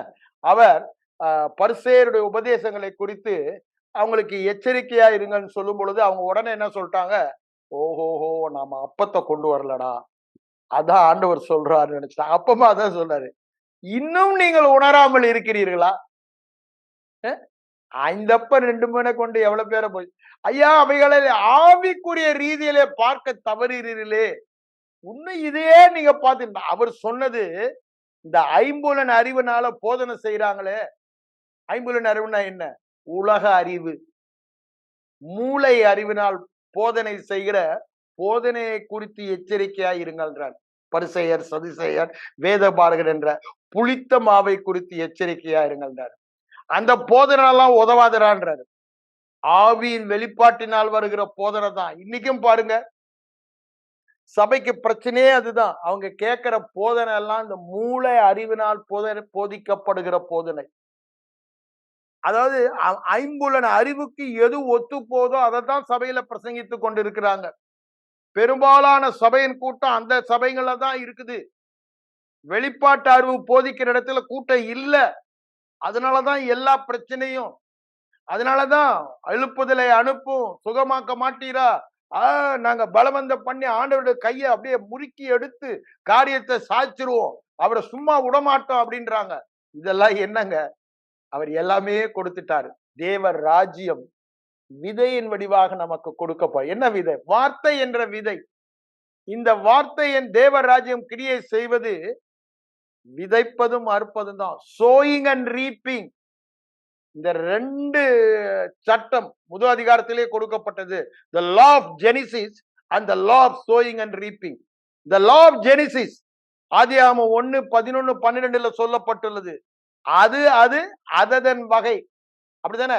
சேம் மேனர், அந்தந்த ஜாதியை பிறப்பிக்கும் என்று சொல்லுகிறார். ஐயா, நம்ம எதை விதைக்கிறோமோ அந்த ஜாதி தான் பிறக்கும். நம்ம எதை பேசுகிறோமோ அதை தான் இருதயத்தில் விதைக்கிறோம். இந்த இருதயம் இங்க இருந்து தான் இஷ்யூஸ் ஆஃப் லைஃப், அப்படித்தானே? பவுண்டரிஸ் ஆஃப் லைஃப் அப்படிதான் சொல்றாரு. நீதிமொழிகள் 4:22 சொல்லும் பொழுது, இங்க இருந்து ஜீவ தண்ணீர் உள்ள all the issues of life will come out of heart. இங்க இருந்துதான் தேவ ராஜ்யம் இருக்கிறது. இங்கதான் நம்ம விதைக்கணும். இருதயத்துல தேவ வார்த்தையை விதைத்தான். விதைக்கிறவனுக்கு விதயம், புசிக்கிறவனுக்கு ஆகாரத்தையும் கொடுக்கிற தேவன். இந்த விதையை விதைத்தாதான் புசிக்கிற ஆகாரம் வரும். விதை விதைப்பதற்கு நமக்கு கொடுக்கப்பட்டிருக்கிறது. நீங்க விதைக்கல, அறுவடையை எதிர்பார்த்து அழுது புலம்பி கதறி பிரயோஜனம் இல்ல. சீசர்களை போலதான், ஐயரே நாங்கள் மடிகிறோம், நமக்கு கவலை இல்லையா? யார் இவங்க? ஐம்புலன் அறிவினால் வாழ்கிற கிறிஸ்தவர்கள், வெளிப்பாட்டு அறிவு பெற்றவர்கள். தேவனுடைய வார்த்தை அக்கறைக்கு போவோம் என்றால் அவனுடைய வெளிப்பாட்டு அறிவிலே அக்கறையில் இருப்பதை அவன் பார்ப்பான். எந்த புயலும், எந்த காற்றும், எந்த அலையும் அதை தடை செய்ய முடியாது. இது வெளிப்பாட்டு அறிவினால் தேவனுடைய வார்த்தையை பார்ப்பது. அதனாலதான் திரும்பவும் சொல்லுகிறேன், தரிசித்து நடவாமல் எப்படி நம்ம நடக்கிறோம்? விசுவாசித்து நடக்கிறோம். மறுபடியும் பிறந்தவர்கள் காணப்படுகிறவைகளை அல்ல, காணப்படாதவைகளை நோக்கி வாழ்கிறவர்கள். ஐம்புலன் அறிவினால் அல்ல, உலக அறிவினால் அல்ல, வெளிப்பாட்டு அறிவினால். Not by sense knowledge, by revelation knowledge. அதுதான் தரிசித்து நடவாமல் ஆவியின்படி நடப்பது. காண்கிற ஐம்புலன் கண்கள் காண்கிறதின்படி அல்ல, காணாத ஆவியினாலே ஆவிக்குரிய மண்டலத்தில் அக்கறைக்கு போனதை பார்த்து வாழ்கிறவர்கள், சுதந்திரித்ததை பார்த்து வாழ்கிறவர்கள். விசுவாசம் என்னங்க? தேவனுடைய வார்த்தை என்ன சொல்லுகிறதோ அதை வெளிப்பாட்டு அறிவினால் பார்க்கிறோமே, அதுதான் விசுவாசம். அததான் திரும்ப திரும்ப சொல்றோம். உள்ளான படத்தை மாற்றாமல் வெளியான வாழ்க்கையை மாற்ற முடியாது. உள்ளான படத்தை மாற்றுவதற்குத்தான் தேவன் தேவனுடைய வார்த்தையையும் ஆவியையும் நமக்கு தந்திருக்கிறார். அதை உபயோகப்படுத்தாம மண்ணை தோண்டி புதைச்சிட்டு, ஆண்டவரே நீங்க கடினம் உள்ளவர், நீங்க ரொம்ப ஸ்ட்ரிக்ட் மேன், எங்களுக்கு தெரியும், நாங்க அப்படி இப்படி ஒரு தப்பு பண்ணா டம்மால்னு ஒண்ணு அடிச்சிடுவீங்க, அதனால நீங்க எங்க கொடுத்த தாளந்தெல்லாம் நாங்க உபயோகப்படுத்தல, அப்படியே மூடி வச்சிட்டோம். இந்த வார்த்தையெல்லாம் அப்படியே நாங்க பொட்டி போட்டு உள்ள பைபிள்ல வச்சுட்டு அப்பப்ப எடுத்து கும்பிட்டுட்டு வச்சிடறோம்னு சொல்ற கூட்டமா இருக்கும். ஆனா இந்த வார்த்தை எதற்கு நமக்கு கொடுக்கப்பட்டிருக்கிறது? வியாபாரம் பண்ணுங்கள் அப்படின்னா என்ன? இதிலே வாழுங்கள் என்று நமக்கு கொடுக்கப்பட்டிருக்கிறது. அததான் அங்க நான் சொன்னேன், இந்த லா ஆஃப் சோயிங் அண்ட் ரீப்பிங்ல நம்முடைய காரியங்களை ஆதியாகமம் 1:26-28 தேவனுடைய அனாதி தீர்மானம் என்ன, நம்மை குறித்த ஆலோசனை என்ன, எல்லாவற்றையும் செய்கிற அவருடைய தீர்மானம் என்ன என்பதை 26-28 என்ன பண்றாரு? கீழ்ப்படுத்தி ஆளுகை செய்யுங்கன்னு சொல்லிட்டு 29 என்ன சொல்றாரு பாருங்க. பார், இதோ பூமியின் மேல் எங்கும் விதை தரும் சகல பூண்டுகளையும் விதை தரும் கனிமரங்களாய விருட்சங்களை உங்களுக்கு கொடுத்தேன், அவைகள் உங்களுக்கு வாழ்க்கையின் சோர்ஸாய் இருக்க கடவது என்று சொல்லுகிறார். தேவர் ராஜ்யத்துல வாழுகிறதுக்கு ஒண்ணு விதைதான். தேவனுடைய வார்த்தை தான் விதை என்று சொல்லுவதை நாம் பார்க்கிறோம். லூக்கா 7 பார்க்கிறோம், மார்க் 4லயும் அதை சொல்றாரு, மத்தேயு 13லயும் அதை சொல்லுது பார்க்கிறோம். இந்த ஒருவன் விதையை விதைக்க புறப்பட்டான். விதை தேவனுடைய வார்த்தை. தேவனுடைய வார்த்தையை இருதயத்தில் விதைத்து அறுவடை செய்து வாழ்வதுதான் கிறிஸ்தவ வாழ்க்கை. You live in this kingdom only by sowing God's word and reaping God's word. No other way. அததான் இங்க சொல்றாரு, sowing and reaping. அததான் ஆதியாகமம் 8:22லயும் சொல்றாரு, இந்த பூமி உள்ளளவும் விதைப்பும் அறுப்பும் இருக்கும். இது மாறாத பிரமாணம் என்று சொல்லுகிறார். இங்க அதுதான் சொல்றாரு. இந்த 2 பிரமாணம் தேவ ராஜ்யத்தில். அடுத்த பிரமாணம் எங்க சொல்ற பாருங்க, 11ஆம் வசனம். அதையும் வாசித்து காமிச்சிடுறேன். தேவன் பூமியானது புல்லையும் விதையை பிறப்பிக்கிற பூண்டுகளையும் பூமியின் மேல் தங்கள் தங்கள் தங்கள் தங்கள் எந்த வார்த்தை நீ விதைக்கிறியோ, வியாதியின் வார்த்தையை விதைத்தா வியாதி தான் இருக்கும், சுகத்தின் வார்த்தையை விதைத்தா சுகம்தான் இருக்கும். அதனாலதான் மனுஷர் பேசும் வீணான வார்த்தைகளை குறித்து அங்க போயிட்டு, ஆண்டவரே நீ ஏன்டா ஒண்ணும் செய்யாம வெறும் கையா இங்க வந்து நிக்கிறேன்னு கேட்டா, நீங்க எனக்கு ஒண்ணும் பாவி உனக்கு வார்த்தையை கொடுத்தேனடா அப்படின்னு சொல்லும் போது அங்க புலம்பு அழுகுறதுக்கு ஒரே காரணம் தான். ஏன்? இந்த வார்த்தை நமக்கு கொடுத்தார். இந்த வார்த்தையினாலே வாழுங்கள் என்று சொன்னார். மனிதன் அப்பத்தினால் மாத்திரம் தேவனுடைய வாயிலிருந்து புறப்படுகிற ஒவ்வொரு வார்த்தையினாலும் பிழைப்பான் என்று வேதம் சொல்லுகிறது. அததான் என்ன சொல்றாரு, வார்த்தை விதையாக கொடுக்கப்பட்டு இருக்கிறது. நமக்கு என்ன வேண்டுமோ இந்த கிறிஸ்தவ வாழ்க்கையிலே தேவனாக தேவனுடைய ஜீவனை வெளிப்படுத்துகிற வாழ்க்கையை வாழ்வதற்கு தேவ வார்த்தை விதையாக நமக்கு கொடுக்கப்பட்டிருக்கிறது. தேவ ராஜ்யத்தில் வாழதான் தேவ வார்த்தை விதையாக கொடுக்கப்பட்டிருக்கிறது. இந்த விதையை உபயோகப்படுத்தி 30, 60, 100 பலனை பெறாம அங்க போயிட்டு நீங்க கொடுத்த தாளந்து இந்த ஆண்டவரே இதை நான் புதைச்சு வச்சிருந்தேன், நீங்க பொல்லாதவர் கடினமானவர், பயந்து நான் ஒன்னும் பண்ணேன்னு, ஏன் நான் தப்பு தண்டா பண்ணிட்டா, எங்கேயா நான் தவறிட்டா அடி விழுந்துருன்னு சொல்லி நான் ஒண்ணுமே பண்ணல, நான் தவறா தீர்க்க தரிசனம் பண்ணிட்டா, தவறா போய் சுகம் பண்றேன்னு ஒரு ஆள் இறந்துட்டா பிரச்சனை ஆயிடுன்னு சொல்லி நான் ஒண்ணுமே பண்ணல, மரித்தோரை எழுப்புறக்க நான் முயற்சி கூட பண்ணல, ஏன் பயந்து. ஏன்? இந்த விதையை இந்த விதை எனக்கு கொடுக்கப்பட்டிருக்கிறது. அப்படித்தானே?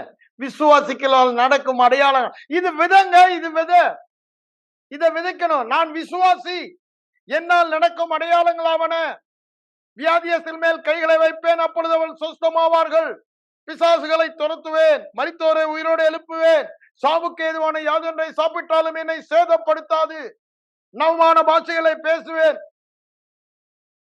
நவமான பாஷை மட்டும் பேசிட்டா போதுமா? மீதிலாம் என்னாச்சு? வரிசையா சொல்லிட்டு வர்றாரு. ஐயா இந்த விதைய விதைச்சீங்களா? இந்த விதைய விதைக்காம எவ்வளவுதான் நான் பேசினாலும் பிசாசே போ உனக்கு கடினம். விதைய விதைக்கலையே, விதைய விதைத்தாதானே அது கனி வரும். இத விதைய விதைக்கிறது நம்முடைய வேலை, பிரதானமான ஒரே வேலை விதைய விதைக்கிறதா. விதைப்பு இல்ல, அறுவடை இல்ல. ஒரு குடியானவன் ஃபார்மர் விதையே விதைக்காம எனக்கு அறுவடை வரணும் உட்கார்ந்து இருந்தா எப்படி நடக்கும்? அறுவடை தாரும் ஆண்டவரே, அறுவடை தாரும் ஆண்டவரே. காற்றையும் காண மாட்டீர்கள், மேகத்தையும் காண மாட்டீர்கள், எல்லாம் அறுவடை வரும் நீங்க சொல்லிட்டீங்க, நான் உட்கார்ந்துட்டு அதையே எட்டி பார்த்துட்டு இருக்கேன்னா நடக்குமா? அது விசுவாசமா? தேவனுடைய ராஜ்யம் விதைப்பும் அறுப்பும் என்ற பிரமாணத்தினால் செயல்படுகிறது. God's kingdom work by the principle of sowing and reaping. What to sow, what to reap. Sow the word of God. நம்முடைய தேவையெல்லாம் வார்த்தையிலே கொடுக்கப்பட்டிருக்கிறது. அதனாலதான் சங்கீதம் 107:20 என்ன சொல்றாரு? வார்த்தையை அனுப்பி குணமாக்கினார், வார்த்தையை அனுப்பி விடுதலையாக்கினார். எல்லாவற்றுக்கும் ஒரு வார்த்தையை அனுப்புகிறார். What he does is something supernatural. மாம்ச அறிவினால புரிய முடியாது. எப்படி எய்த்த விட்டு வெளியே வரும் பொழுது அற்புதங்கள் செய்யறாரு, அது நம்மளால புரிய முடியுமா? மாம்ச அறிவுல புரியுமா? ஆனா எப்படி? மோசே அந்த வார்த்தைக்கு கீழ்ப்படிந்தான், மோசே அந்த வார்த்தையை விசுவாசித்தான். ஒரே நாள்ல தவளை நிரப்புது, ஒரே நிமிஷத்துல தவளை மறைஞ்சு போகுது. என்னங்க இது மாயமா மந்திரமா? நீங்க ஒரே நிமிஷம் லோக்கஸ், அப்படிதானே? ஒரே நிமிஷம் கல்மலை, எல்லாம் பாருங்க, எல்லாம் ஆவிக்குரிய அந்த மண்டலத்துல வாழதாங்க நம்மள அழைச்சிருக்காரு. அதை நம்ம விசுவாசிக்க முடியல. ஏன் விசுவாசிக்க முடியல? இன்னும் ஐம்புலன் அறிவை சார்ந்து கொண்டு இருக்கிறோம். ஐம்புலன் அறிவை சார்ந்து கொள்ளுகிற வரைக்கும் அததான் அங்க சொல்றாரு, கடினமான உபதேசம் என்று சொல்றாங்க. இன்னொரு இடத்துல பாத்தீங்கன்னா மத்தேயு 12ஆம் அதிகாரத்துல அந்த சதுசேயர் பரிசேயர் அந்த ஆளுங்க கூட்டம் வந்து ஆண்டவர்கிட்ட என்ன சொல்றாங்க, அங்க வரிசையா அந்த இதை நம்ம பாக்குறோம். இருதயத்தின் நிறைவனால் வாய் பேசும், அதெல்லாம் அங்க சொல்ற இடத்துல பாக்குறோம். அதுக்கப்புறம் அவங்க வந்து கேக்குறாங்க, எங்களுக்கு ஒரு அடையாளத்தை காமிங்க ஆண்டவரே. அப்ப அங்க பாருங்க ஆண்டவர் என்ன சொன்னாரு. இன்னைக்கு நம்ம அப்படித்தான் இருக்கிறோம். ஐம்புலன் அறிவுனால எனக்கு ஒரு அடையாளம் வேணும். நான் சுகமானதை நான் பார்க்கணும், அப்படித்தானே? நான் அக்கறைக்கு போனதை நான் பார்க்கணும்.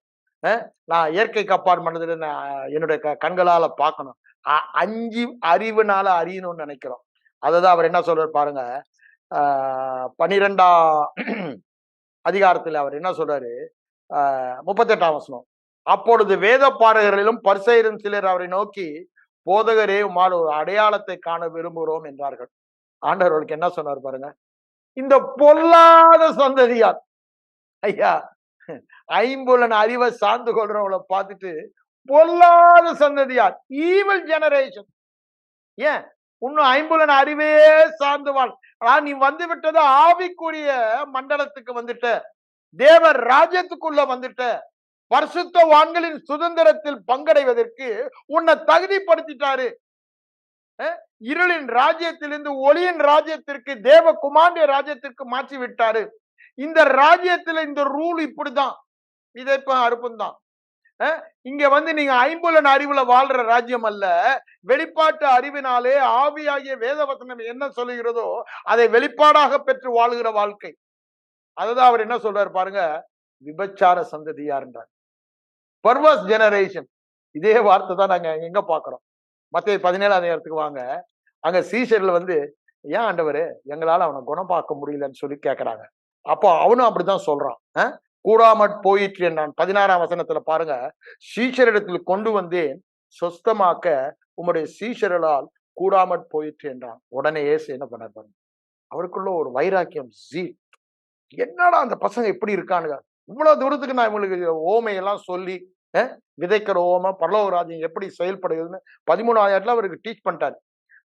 இன்னும் அதுக்கப்புறமும் பாருங்க 16ஆம் அதிகாரத்துல சொல்றாரு திருப்பியும், நீங்க உணர்வு இல்லாத இருக்கீங்க.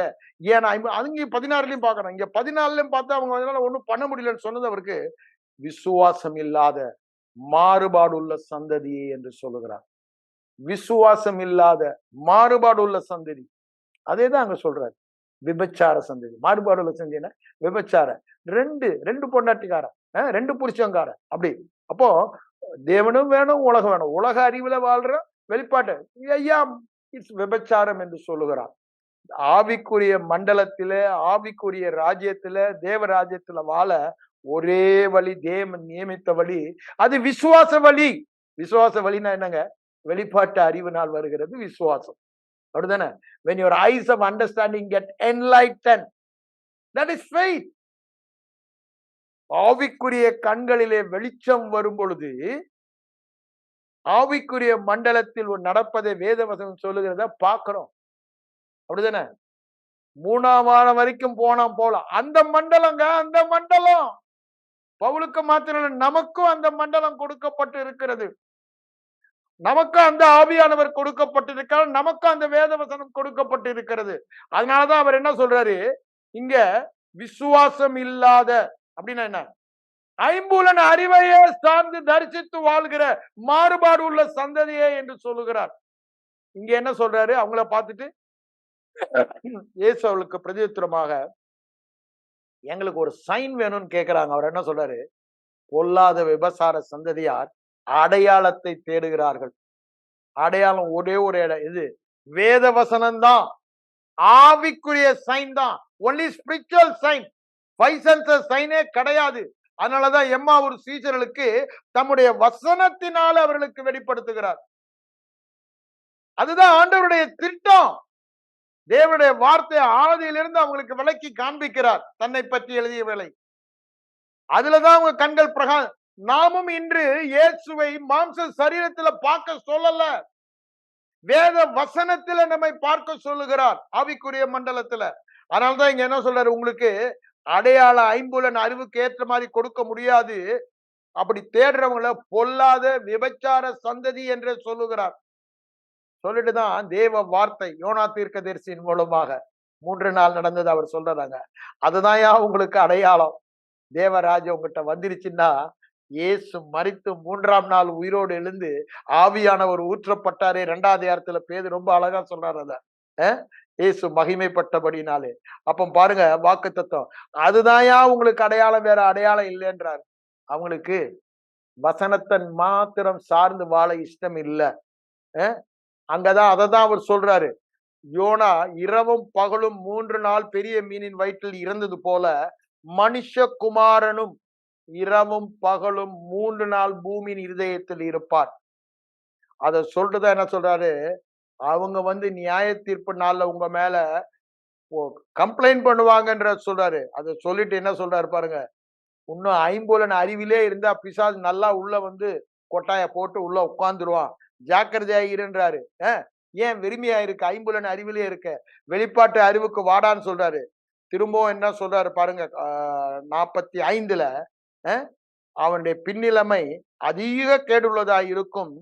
அப்படியே இந்த பொல்லாத சந்ததியார், நமக்கெல்லாம் வார்னிங்காக திருஷ்டாந்தமாக எழுதப்பட்டு இருக்கிறது. எதை தேடுறாங்களா? அடையாளத்தை தேடுகிறவர்களுக்கு சம்பவிக்கும் என்று சொல்லுகிறார்.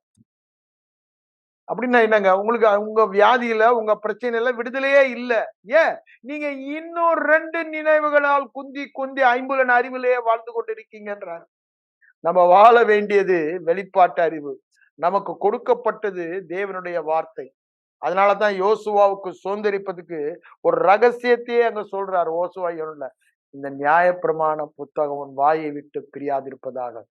இந்த வருடத்துல நமக்கு ஆண்டவர் கொடுத்த வாக்கு தத்துவம் என்னங்க? நான் திரும்பவும் அதை வாசிக்கிறேன். தானியேலுக்கு வாங்க, தானியேல் 8ஆம் அதிகாரத்துக்கு வாங்க.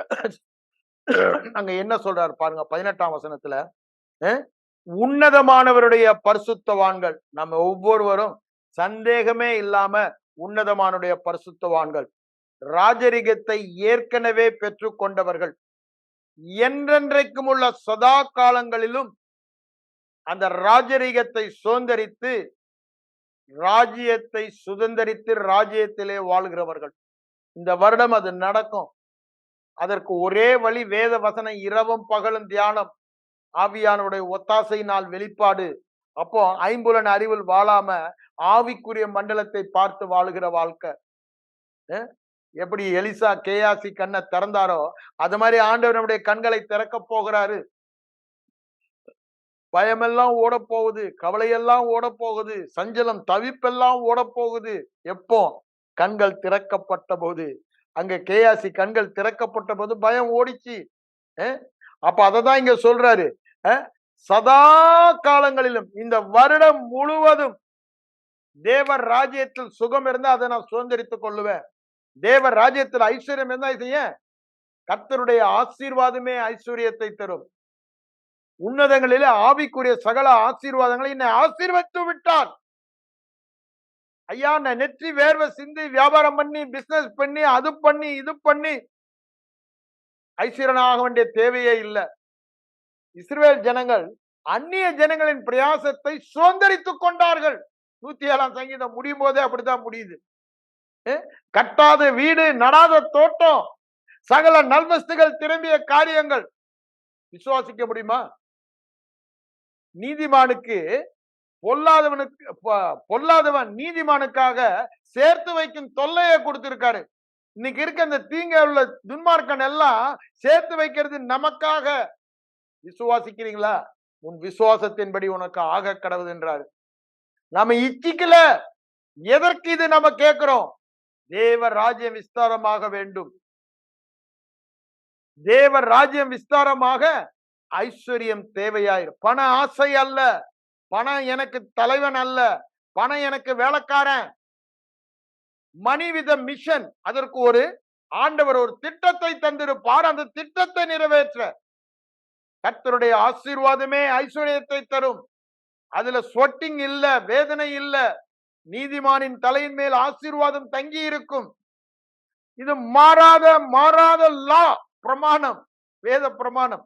அததான் அங்க ரோமர் 8:2 பவுல் சொல்றாரு, பாவம் மரணம் என்ற பிரமாணத்தில் இருந்து ஆவியின் ஜீவனின் பிரமாணம் என்னை விடுதலையாக்கிற்று. அப்படின்னு என்னங்க? ஆவியின் ஜீவனின் பிரமாணம், சுகத்தின் பிரமாணம், ஐஸ்வர்யத்தின் பிரமாணம், வெற்றியின் பிரமாணம், அந்த பிரமாணம் என்னை விடுதலையாக்கிற்று. ஏற்கனவே நான் விடுதலையாக்கப்பட்டவன், வெளிப்பாட்டு அறிவினால வேலை காண்கிறேன். அதனால்தான் பவுல் அங்கு சொல்றார், என்னை விடுதலையாக்கிற்று. அவர் ஐம்பொலன் அறிவினால் அதை பார்க்கல, ஆவியானவர் கொடுக்கப்பட்ட வெளிப்பாட்டு. அதனாலதான் சொல்றேன், என்றென்றைக்கும் உள்ள சதா காலங்களிலும் ராஜ்யத்தை பெற்று அனுபவிப்பார்கள், சுதந்தரித்துக் கொள்வார்கள். அது மட்டுமா சொல்றாரு? 21க்கு வாருங்க. நியாய பாருங்க, நீண்ட ஆயுசுள்ளவர் வருமட்டாக நியாய விசாரிப்பு உன்னதமானவருடைய பரிசுத்தவான்களுக்கு கொடுக்கப்பட்டு பரிசுத்தவான்கள் ராஜ்யத்தை சுதந்தரித்துக் கொள்வார்கள். இது கொஞ்சம் தமிழ் பைபிள்ல ஒரு மாதிரி போட்டிருக்கு. இங்கிலீஷ்ல பாத்தீங்கன்னா என்ன சொல்றாரு பாருங்க, the judgment made in favor of saints of the most high. என்ன ஜட்ஜ்மெண்ட்டுங்க? சிலுவைக்கு இயேசு போகும் பொழுது பிசாசு நியாயம் தீர்க்கப்பட்டான். அந்த நியாயத்தின்படி ரோமர் 5 சொல்லப்பட்ட அவருடைய நியாயம் எப்படி என்ன ஜட்ஜ் பண்ணாரா? நோ சின், அப்படிதானே? நோ கண்டம்னேஷன், ரைச்சியஸ், என்னை நீதிமானாக ஏன் ஆளுகை செய்வதற்கு the judgment made in favor of saints, எனக்காக அங்கு ஒரு நியாயம் தீர்க்கப்பட்டு விட்டது. என்ன? நீதிமான்கள் பூமியிலே அரசாளுவார்கள் என்பதற்காக நம்மை நீதிமான்கள் என்று அவர் நியாயம் தீர்த்து விட்டார். ஐயா, இந்த ஆளுகை செய்வதற்கு தேவையான செங்கோலே இந்த நீதியின் செங்கோல் தான். விசுவாசத்தினால் வருகிற நீதி, விசுவாசத்தினால் வருகிற நீதி பேசுகிறது. ரோமர் 8:10 நம்ம 7 வாசிக்கும் பொழுது வாசிக்கிறோம். அது என்ன சொல்லுது? ஆண்டவரே இறங்குமே, இறங்கி வாருமே, அற்புதம் செய்யுமே, எழுப்புதலே அனுப்புமே எல்லாம் சொல்லாது. அப்படிலாம் கூப்பாடு போட்டு உபவாசம் பண்ணாது. இது நீதினால் வரவா. எப்போ விதைப்பும் அறுப்பும் பிரமாணத்தை அறிந்தபடினாலே அதை வாய் பேசும். அது என்ன சொல்லுமா? நான் மேல போ கீழே போலாம் சொல்ல வரல. இது வாயிலே தேவனுடைய வார்த்தையை வைத்து இருதயத்திலே விதைத்து வாயிலே பேசி எல்லா ராஜ்யத்தில் உள்ளவைகளை சுதந்தரித்துக் கொள்ளும் என்று சொல்லுகிறார். இந்த தேவர் ராஜ்யத்தில் செயல்படுவதற்கு வேற வழியே ஒரே வழி தான், விசுவாச வழி. என்ன வழி? தேவர் ராஜ்யத்தின் வார்த்தையை எடுத்து, நியாயப்பிரமாணத்தை இல்ல, தேவர் ராஜ்யத்தின் வார்த்தை, கிருபையின் வார்த்தை, விசுவாச வார்த்தை, சுகத்தின் வார்த்தை, வெற்றியின் வார்த்தை, ஆளுகையின் வார்த்தைய வேதத்திலிருந்து எடுத்து நாவல வைத்து, அது உன் நாவ விட்டு பிரியாம அதற்கு மாறா பேசவே மாட்டேன் ஸ்டபனா நின்று அதை இருதயத்துல விதைத்து அதை நசுக்கி போடாம மற்ற காரியங்களை அதை பலன் கொடாம தடுக்காதபடிக்கு அதை இருதயத்திலே காத்து நன்மையும், அப்படிதானே, நன்மையும், நன்மையான இருதயத்தில், உத்தமமான இருதயத்தில், அப்படின்னா விசுவாசம் உள்ள இருதயத்தில். அததான் அங்க சொல்றாரு, இஸ்ரவேல் ஜனங்களை சுதந்திரிக்காதவங்க ஏன் சுதந்திரிக்கலன்னு அங்க எபிரேயர் 3:4 சொல்லுவதை பாக்குறோம். அவிசுவாசம் உள்ள பொல்லாத இருதயம் கடின. ஏன் கடைசி வரைக்கும் அதை காத்து கொள்ளல, விதைக்கப்பட்டத சுதந்திரத்தை கொடுத்தேன்னாரு. அப்படித்தானே? யோசுவா 1 சொல்றாரு, கால் மிதிக்கும் எந்த இடத்தையும் உனக்கு கொடுத்தேன். நமக்கு அப்படிதான் சொல்றாரு, ராஜ்யத்தை கொடுத்துட்டாருங்க, இந்த ராஜ்யம் உங்களுக்குள்ள இருக்குதுன்றாரு. இந்த கொடுத்தேன் என்பதை விசுவாசிக்க பயப்படுறோம். அதுக்குதான் அந்த வார்த்தையை திரும்ப திரும்ப விதைக்க சொல்றாரு. அதை விதைத்தா கொடுத்தது வெளியே வருன்றாரு. வேற வழியே இல்லை. நீ போய் முட்டி மோதிட்டு இருக்க வேணாம். அவர் அங்க ஒரு காற்றை அனுப்புவாரு, அவர் ஒரு பயத்தை அனுப்புவாரு. அவ்வளவுதான். அவ்வளவு பேரும் ஓடி போயிட்டாங்க. நம்ம அங்க பாக்குறோம், எலிசா சொல்றாரு, நாளைக்கு இந்நேரத்துல இந்த பஞ்சமெல்லாம் போய் தாராளமா நீங்களும் உங்க பிள்ளைகளும் சாப்பிடுங்கன்னு சொல்றாரு. ஆனா ஒருத்தன் அதை நம்ப மாட்டேன்றான். அந்த ராஜாக்கள் புத்தகத்தை நம்ம அதை பாக்குறோம். ஆனா அதே மாதிரி நடக்கிறதுக்கு என்ன பண்ண, ஆண்டவங்க காதுல ஒரு சத்தத்தை கேட்க பண்ணாருங்க. அவ்வளவுதாங்க. இந்த குஷ்ரோகிகள் விசுவாசத்துல போறாங்க, ஆண்டவர் ஒரு சத்தத்தை கேட்க பண்ணாரு. 101 methods, 1001 methods. சத்தத்தை கேட்பாரு, காற்றை அனுப்புவாரு, அப்படியே வெயில அப்படி தண்ணியில அப்படி காமிப்பாரு, ரத்தம் போல காணப்படும். அடடா பாதிங்க, அவனுக்கு வெட்ட ஆரம்பிச்சானுங்க, ஓடுறானுங்க. ஒருத்தர் ஆண்டவர் எவ்வளையோ மெத்தட பண்ணுவாரு. யோசபாத் போகும்போது என்ன பண்ணாரு? அவங்க துதியை விசுவாசத்துல துதித்தாங்க. அவங்க ஒருவரோட ஒருவர் வெட்டி கொண்டாங்க. அவங்க காதுல ஏதோ சத்தம் கேக்குது. என்ன சத்தம்? ஆகா, ஆளுங்களை செட் பண்ணிட்டான், நம்மள அடிக்கிற வரான்னு பயந்துட்டு ஓடுறாங்க. குளவிகளை அனுப்புறாரு. கிதியோன் ஜெயிக்கும் போது பாருங்க. அது மாதிரி ஆண்டவர் செய்யற காரியங்கள் இயற்கைக்கு அப்பாற்பட்ட, அது மனித அறிவினால புரியவே முடியாது. மனித அறிவினால புரியாதனாலதான் இந்த கிறிஸ்தவ ஜனம் அற்புத வாழ்க்கைய, அதிசய வாழ்க்கைய, அவர் நார்ம்ஸ், அதுதான் நாங்க வாழ வேண்டிய விதம் ஏற்றுக்கொள்ளல. என்னைக்கு ஐம்புலன் அறிவை சாராம வெளிப்பாட்டு அறிவுக்கு வராங்களோ அப்பொழுதும் இயற்கைக்கு அப்பாற்பட்ட விதத்தில் வாழ்வதுதான் என்னுடைய சர்வ சாதாரணம். Supernatural is my natural, அப்படிதானே? It's my norms. இயற்கைக்கு அப்பாற்பட்ட ஆவிக்குரிய மண்டலத்தில் தேவனாக, ராஜாவாக, தேவராஜ்யத்தில் வாழ்கிற வாழ்க்கை வாழ்வதுதான் என்னை குறித்த தேவனுடைய திட்டம். அப்படிதான் நான் வாழ்வேன். அந்த எண்ணத்திற்கு எண்ணங்களை மாற்றவில்லை. எண்ணங்கள் மறுரூபமாகாதபடினால இன்னும் 2 நினைவுகளால் குந்தி குந்தி மனித மார்க்கமாய் நடந்து கொண்டிருக்கிறீர்களே என்று சொல்லுகிறார். அதான் நீங்க திருப்பி வாங்க, தானியேல் என்ன சொல்றாரு? The judgment made, நமக்கு ஃபேவரா ஜட்மெண்ட் வந்துருச்சுங்க. The judgment has already come in favor of us. என்ன?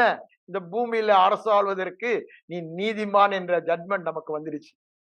ஆண்டவருடைய ஜட்மெண்ட்டை விசுவாசிக்க போறியா? பிசாசுடைய அக்யூசேஷனை விசுவாசிக்க போறியா?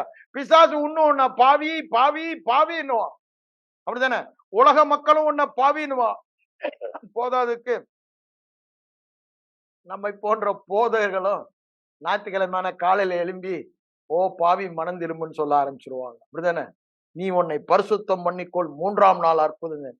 ஏற்கனவே நீ பரிசுத்தமா இருக்கிறன்னு சொல்ல மறந்து போயிட்டியா? சுவிசேஷத்தை சொல்லல, வாயில இதை விட்டு பிரிஞ்சிருச்சு. நீ பரிசுத்தவான், மகா உன்னத தேவனின் பரிசுத்தவான், இது வாயை விட்டு பிரியாது இருக்க வேண்டும். நான் தேவர் ராஜ்யத்தை பெற்றவன், இது என் வாயை விட்டு பிரியாது இருக்க வேண்டும். உன்னதமானவருடைய ஆளுகை எனக்கு கொடுக்கப்பட்டிருக்கிறது. அவருடைய ஆளுகைக்கு முடிவில்லை. கர்த்தத்துவம் அவர் தோளின் மேல் இருக்கும் சொன்னாரு. யார் அவருடைய தோல்? நாம் தான் அவருடைய தோல். அவருடைய ஆளுகை நம்மேல் இருக்கிறது.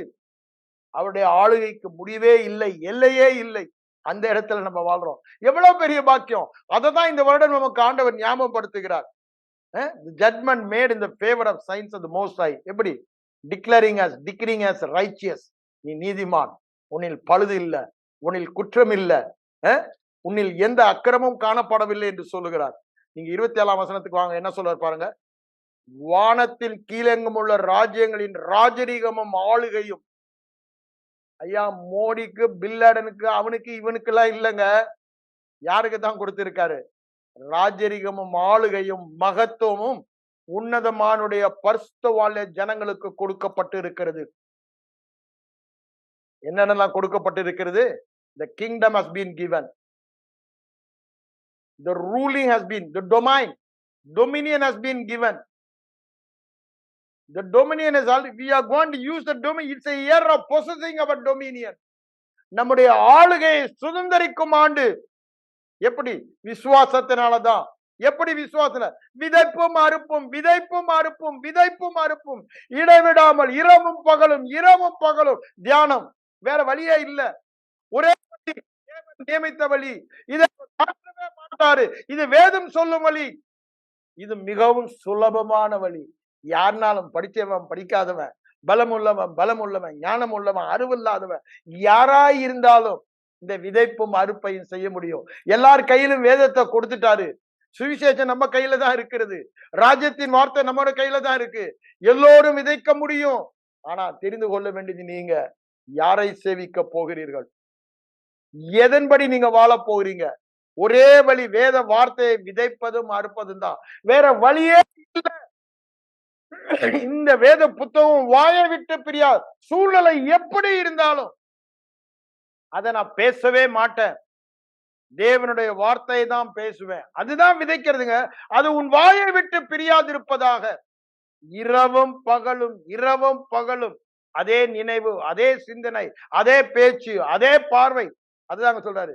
காரியத்தை வாய்க்கை பண்ணி மகா புத்திமானாய் நடந்து கொள்வாய். You will have great success. சாதாரண வெற்றி இல்லைங்க. You will have great success. இப்போ என்ன சொல்றாரு? ஆண்டவர் தான் வெற்றியை தந்து சுதந்திரிக்க பண்ணுகிறாரு. யோசுவா பண்ண வேண்டிய வேலை. ஆண்டவர் தான் நம்மை சுதந்திரிக்க பண்ணுகிறாரு. ராஜரீகத்துல ஆளுகை செய்ய பண்ணுகிறாரு. டொமினியன் நமக்கு தருகிறாரு.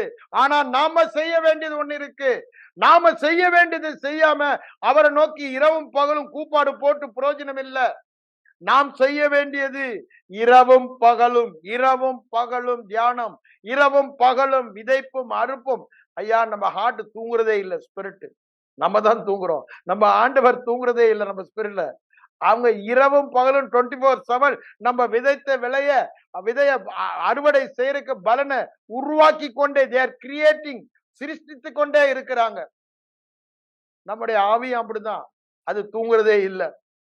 அது கிரியை செய்து நம்ம விதைக்கலன்னா அங்க எங்க கிரியை செய்ய முடியும்? நம்ம விதைக்காதனாலதான் தூதர்கள் பணிவிடை செய்ய முடியல. நம்ம விதைக்காதனாலதான் ஆவியானவர் நமக்கு வெளிப்பாடு தர முடியல. ஆவியானவர் நமக்கு உதவ முடியல. ஐயா, விதைக்காதனாலதான் தேவனுடைய வார்த்தையே நமக்கு பிரயோஜனம் இல்ல. ஏன்? விதைத்தாதான் அது நமக்கு பிரயோஜனமா இருக்கும். விதைப்பு இல்லாம அறுவடை இருக்குமா? ஆண்டவர் தான் சொல்றாரு, பரியாசம் பண்ண மாட்டார்.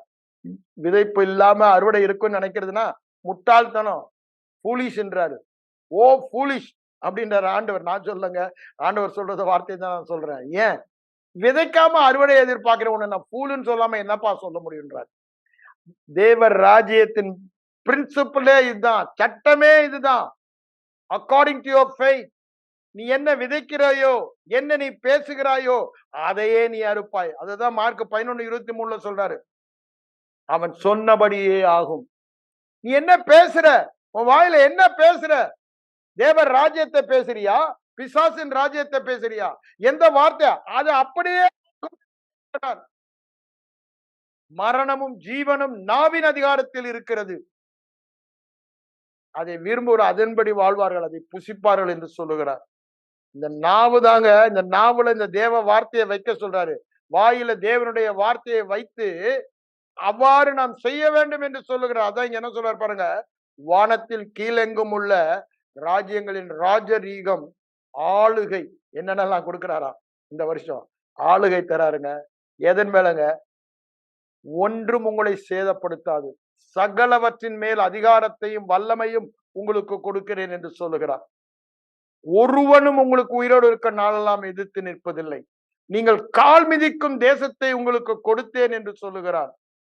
கொடுத்தேன் என்று சொன்னவர் தான் தியானிக்க சொல்லுகிறார். ஞாபகம் வச்சுக்கோங்க, கொடுத்தேன் என்று சொல்லுகிறார். ஆளுகையை, ராஜரீகத்தை, மகத்துவத்தை. He has given us greatness. The great one, greater one is inside us. So we will be great only. நாம் சாதாரணமா இருக்க மாட்டோம், மகத்துவமா தான் இருப்போம், மகிமையா தான் இருப்போம், புகழ்ச்சியா தான் இருப்போம், கீர்த்தியா தான் இருப்போம். வேறு விதமா இருக்க முடியாது. He has given his own greatness. அவரே நமக்கு கிரேட் ஆனார், மகத்துவம் ஆனார். நாம் அவருடைய மகத்துவம், அவர் நம்முடைய மகத்துவம். அதான் இங்க சொல்றாரு, உன்னதமானுடைய பரிசுத்தவான்கள் ஜனங்களுக்கு கொடுக்கப்படும்.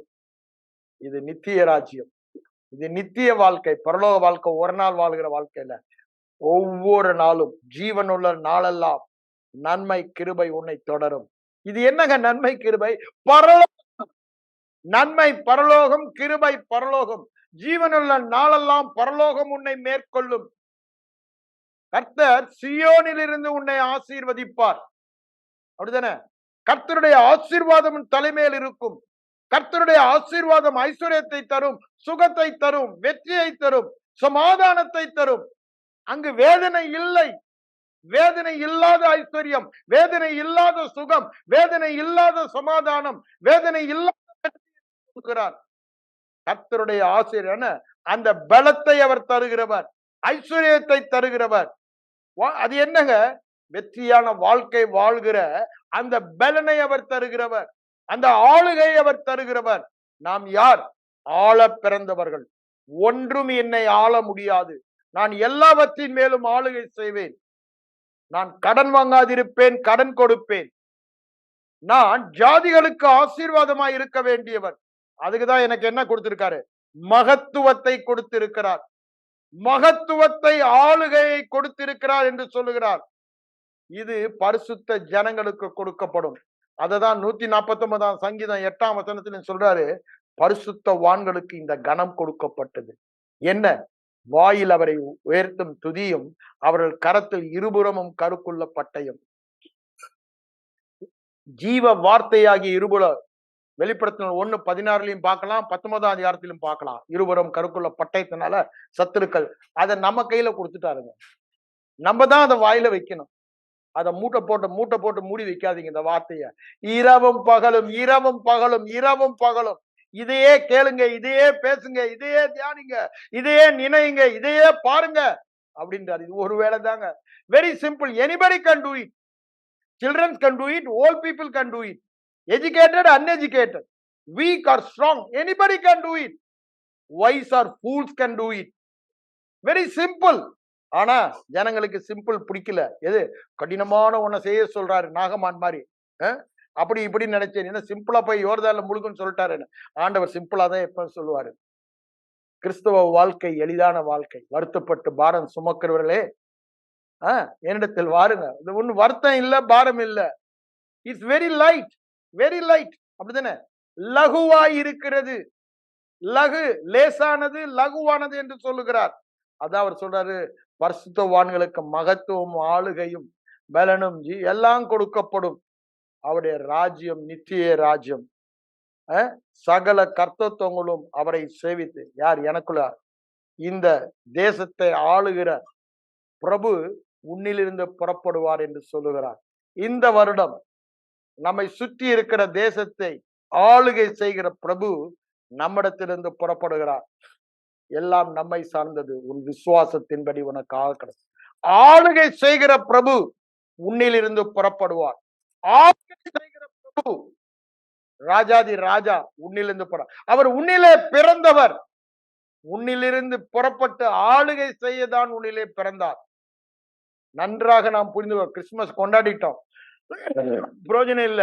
ஆளுகை செய்யவில்லை என்றால், அவர் என்னிலிருந்து புறப்பட்டு ஆளுகை செய்யல, நான் கிறிஸ்துமஸ் கொண்டாடி பிரயோஜனம் இல்லை. அவர் என்னில் பிறந்ததே ஆளுகை. அவருடைய ஆளுகைக்கு எல்லையே இல்லை. அவருடைய ஆளுகைக்கு முடிவே இல்லை. There is no end to his kingdom. There is no end to his dominion. கர்த்தத்துவம் அவர் தோளின் மேல் இருக்கும். அவருடைய கர்த்தத்துவத்துக்கு முடிவே இல்லை. ஏசாயா 9 அதை தான் சொல்றாரு. இங்க லூக்கா 1ஆம் அதிகாரத்தில் அதை தான் சொல்றாரு. ஐயா, வேதம் முழுவதுமாய் சொல்லப்பட்டது. தேவ ஜனங்கள் பூமியை சுதந்திரித்துக் கொண்டு ஆளுகை செய்வார்கள். நாங்கள் பூமியிலே ஆளுகை செய்வோம் என்ற புதிய பாடலை பாடினார்கள். நாம் கண்களை மூடி ஜெபிப்போம். எங்கள் அன்பின் பரலோக பிதாவே, இந்த மத்தியான வேலைக்காக உம்மை நன்றியோடு சோத்திருக்கிற ஆண்டவரே, இந்த வருடத்தின் முதல் வாரத்தில் நீங்க எங்களோடு பேசுகிற வார்த்தை, நாங்கள் ஆள பிறந்தவர்கள், நாங்கள் ஆள பிறந்தவர்கள், நீங்கள் தேவர் ராஜ்யத்தில் தேவர் ராஜ்யாவின் புத்திரர்கள், அவரோடு கூட உடன் வாரிசுகள், ஆளுகை செய்ய வாரிசுகளாக சுதந்திரத்தை, பரிபூர்ண சுதந்திரத்தை பெற்றவர்கள். ஆண்டவரே, ஆளுகையை பெற்றவர்கள். கர்த்தத்துவம் உம்முடைய தோல் என்று சொல்லும் பொழுது நாங்கள் உம்முடைய தோளாக ஆளுகை. இந்த ஆளுகைக்கு முடிவும் இல்லை, எல்லையும் இல்லை. There is no limit to the life we can live. We can live heaven on earth என்று சொல்றீங்க. பரலோக பூமியில வாழ முடியும், தேவர்களாக வாழ முடியும். ஆண்டவரே, எங்களுடைய குறுகிய மனதினால நாங்கள் உம்மை மட்டுப்படுத்துகிறோம். இந்த வருடத்திலே எந்த விதத்திலும் நாங்கள் உம்மை மட்டுப்படுத்தாதபடி, let us not limit you Lord, மட்டுப்படுத்தாதபடி எங்களுடைய எண்ணங்களை விஸ்தாரமாக்க இரவும் பகலும் வேத வசனத்தை தியானித்து அவைகளால் எங்கள் எண்ணங்களை விஸ்தாரமாக்கி எங்களுடைய எண்ணங்களின்படி நாங்கள் வாழ ஆவியானவர் எங்களுக்கு உதவி செய்ய நாங்கள் உம்மை நோக்கி பார்க்கிறோம். ஆண்டவரே, ஆண்டவரே, இந்த காலை வேளையில நீங்க எங்களை எதிர்பார்ப்பதெல்லாம் விதைப்பும் அறுப்புமாகிய வேத வசனத்தை விதைக்க இந்த வேத புத்தகம் எங்க வாயை விட்டு பிரியாதிருக்க, இந்த ராஜ்யத்தின் வசனங்கள், இந்த கிருபையுள்ள வார்த்தைகள், சிலுவை பற்றிய உபதேசம், கிறிஸ்துவின் சுவிசேஷம், ஆண்டவரே அவர் இருக்கிற வண்ணமாகவே நாங்கள் இருக்கிறோம், அவரோடு கூட உன்னதங்களிலே வீற்றிருக்கிறோம், சகலமும் எங்கள் பாதங்கள் கீழ் என்ற வார்த்தைகள் எல்லாம் எங்கள் வாயை விட்டு பிரியாமல் இருக்க ஆவியானவர் எங்களுக்கு உதவி செய்ய நாங்கள் உம்மை நோக்கி பெருக்கிறோம். ஆண்டவரே, நாங்கள் ஒரு உறுதியான தீர்மானத்தோடு இந்த வருடத்தின் ஆரம்பத்துல நாங்கள் இரவும் பகலும் தியானமாய் இருக்க, உம்முடைய வார்த்தை எங்கள் வாயை விட்டு பிரியாதிருக்க எங்களை அர்ப்பணிக்கிறோம் என்று சொல்லி செபிக்கிறோம். தொடர்ந்து நீர் எங்களுக்கு அந்த கிருபையில் வாழ உதவி செய்வீராக. இயேசுவின் மூலம் ஜெபம் கேளும் எங்கள் நல்ல பிதாவே, ஆமென்.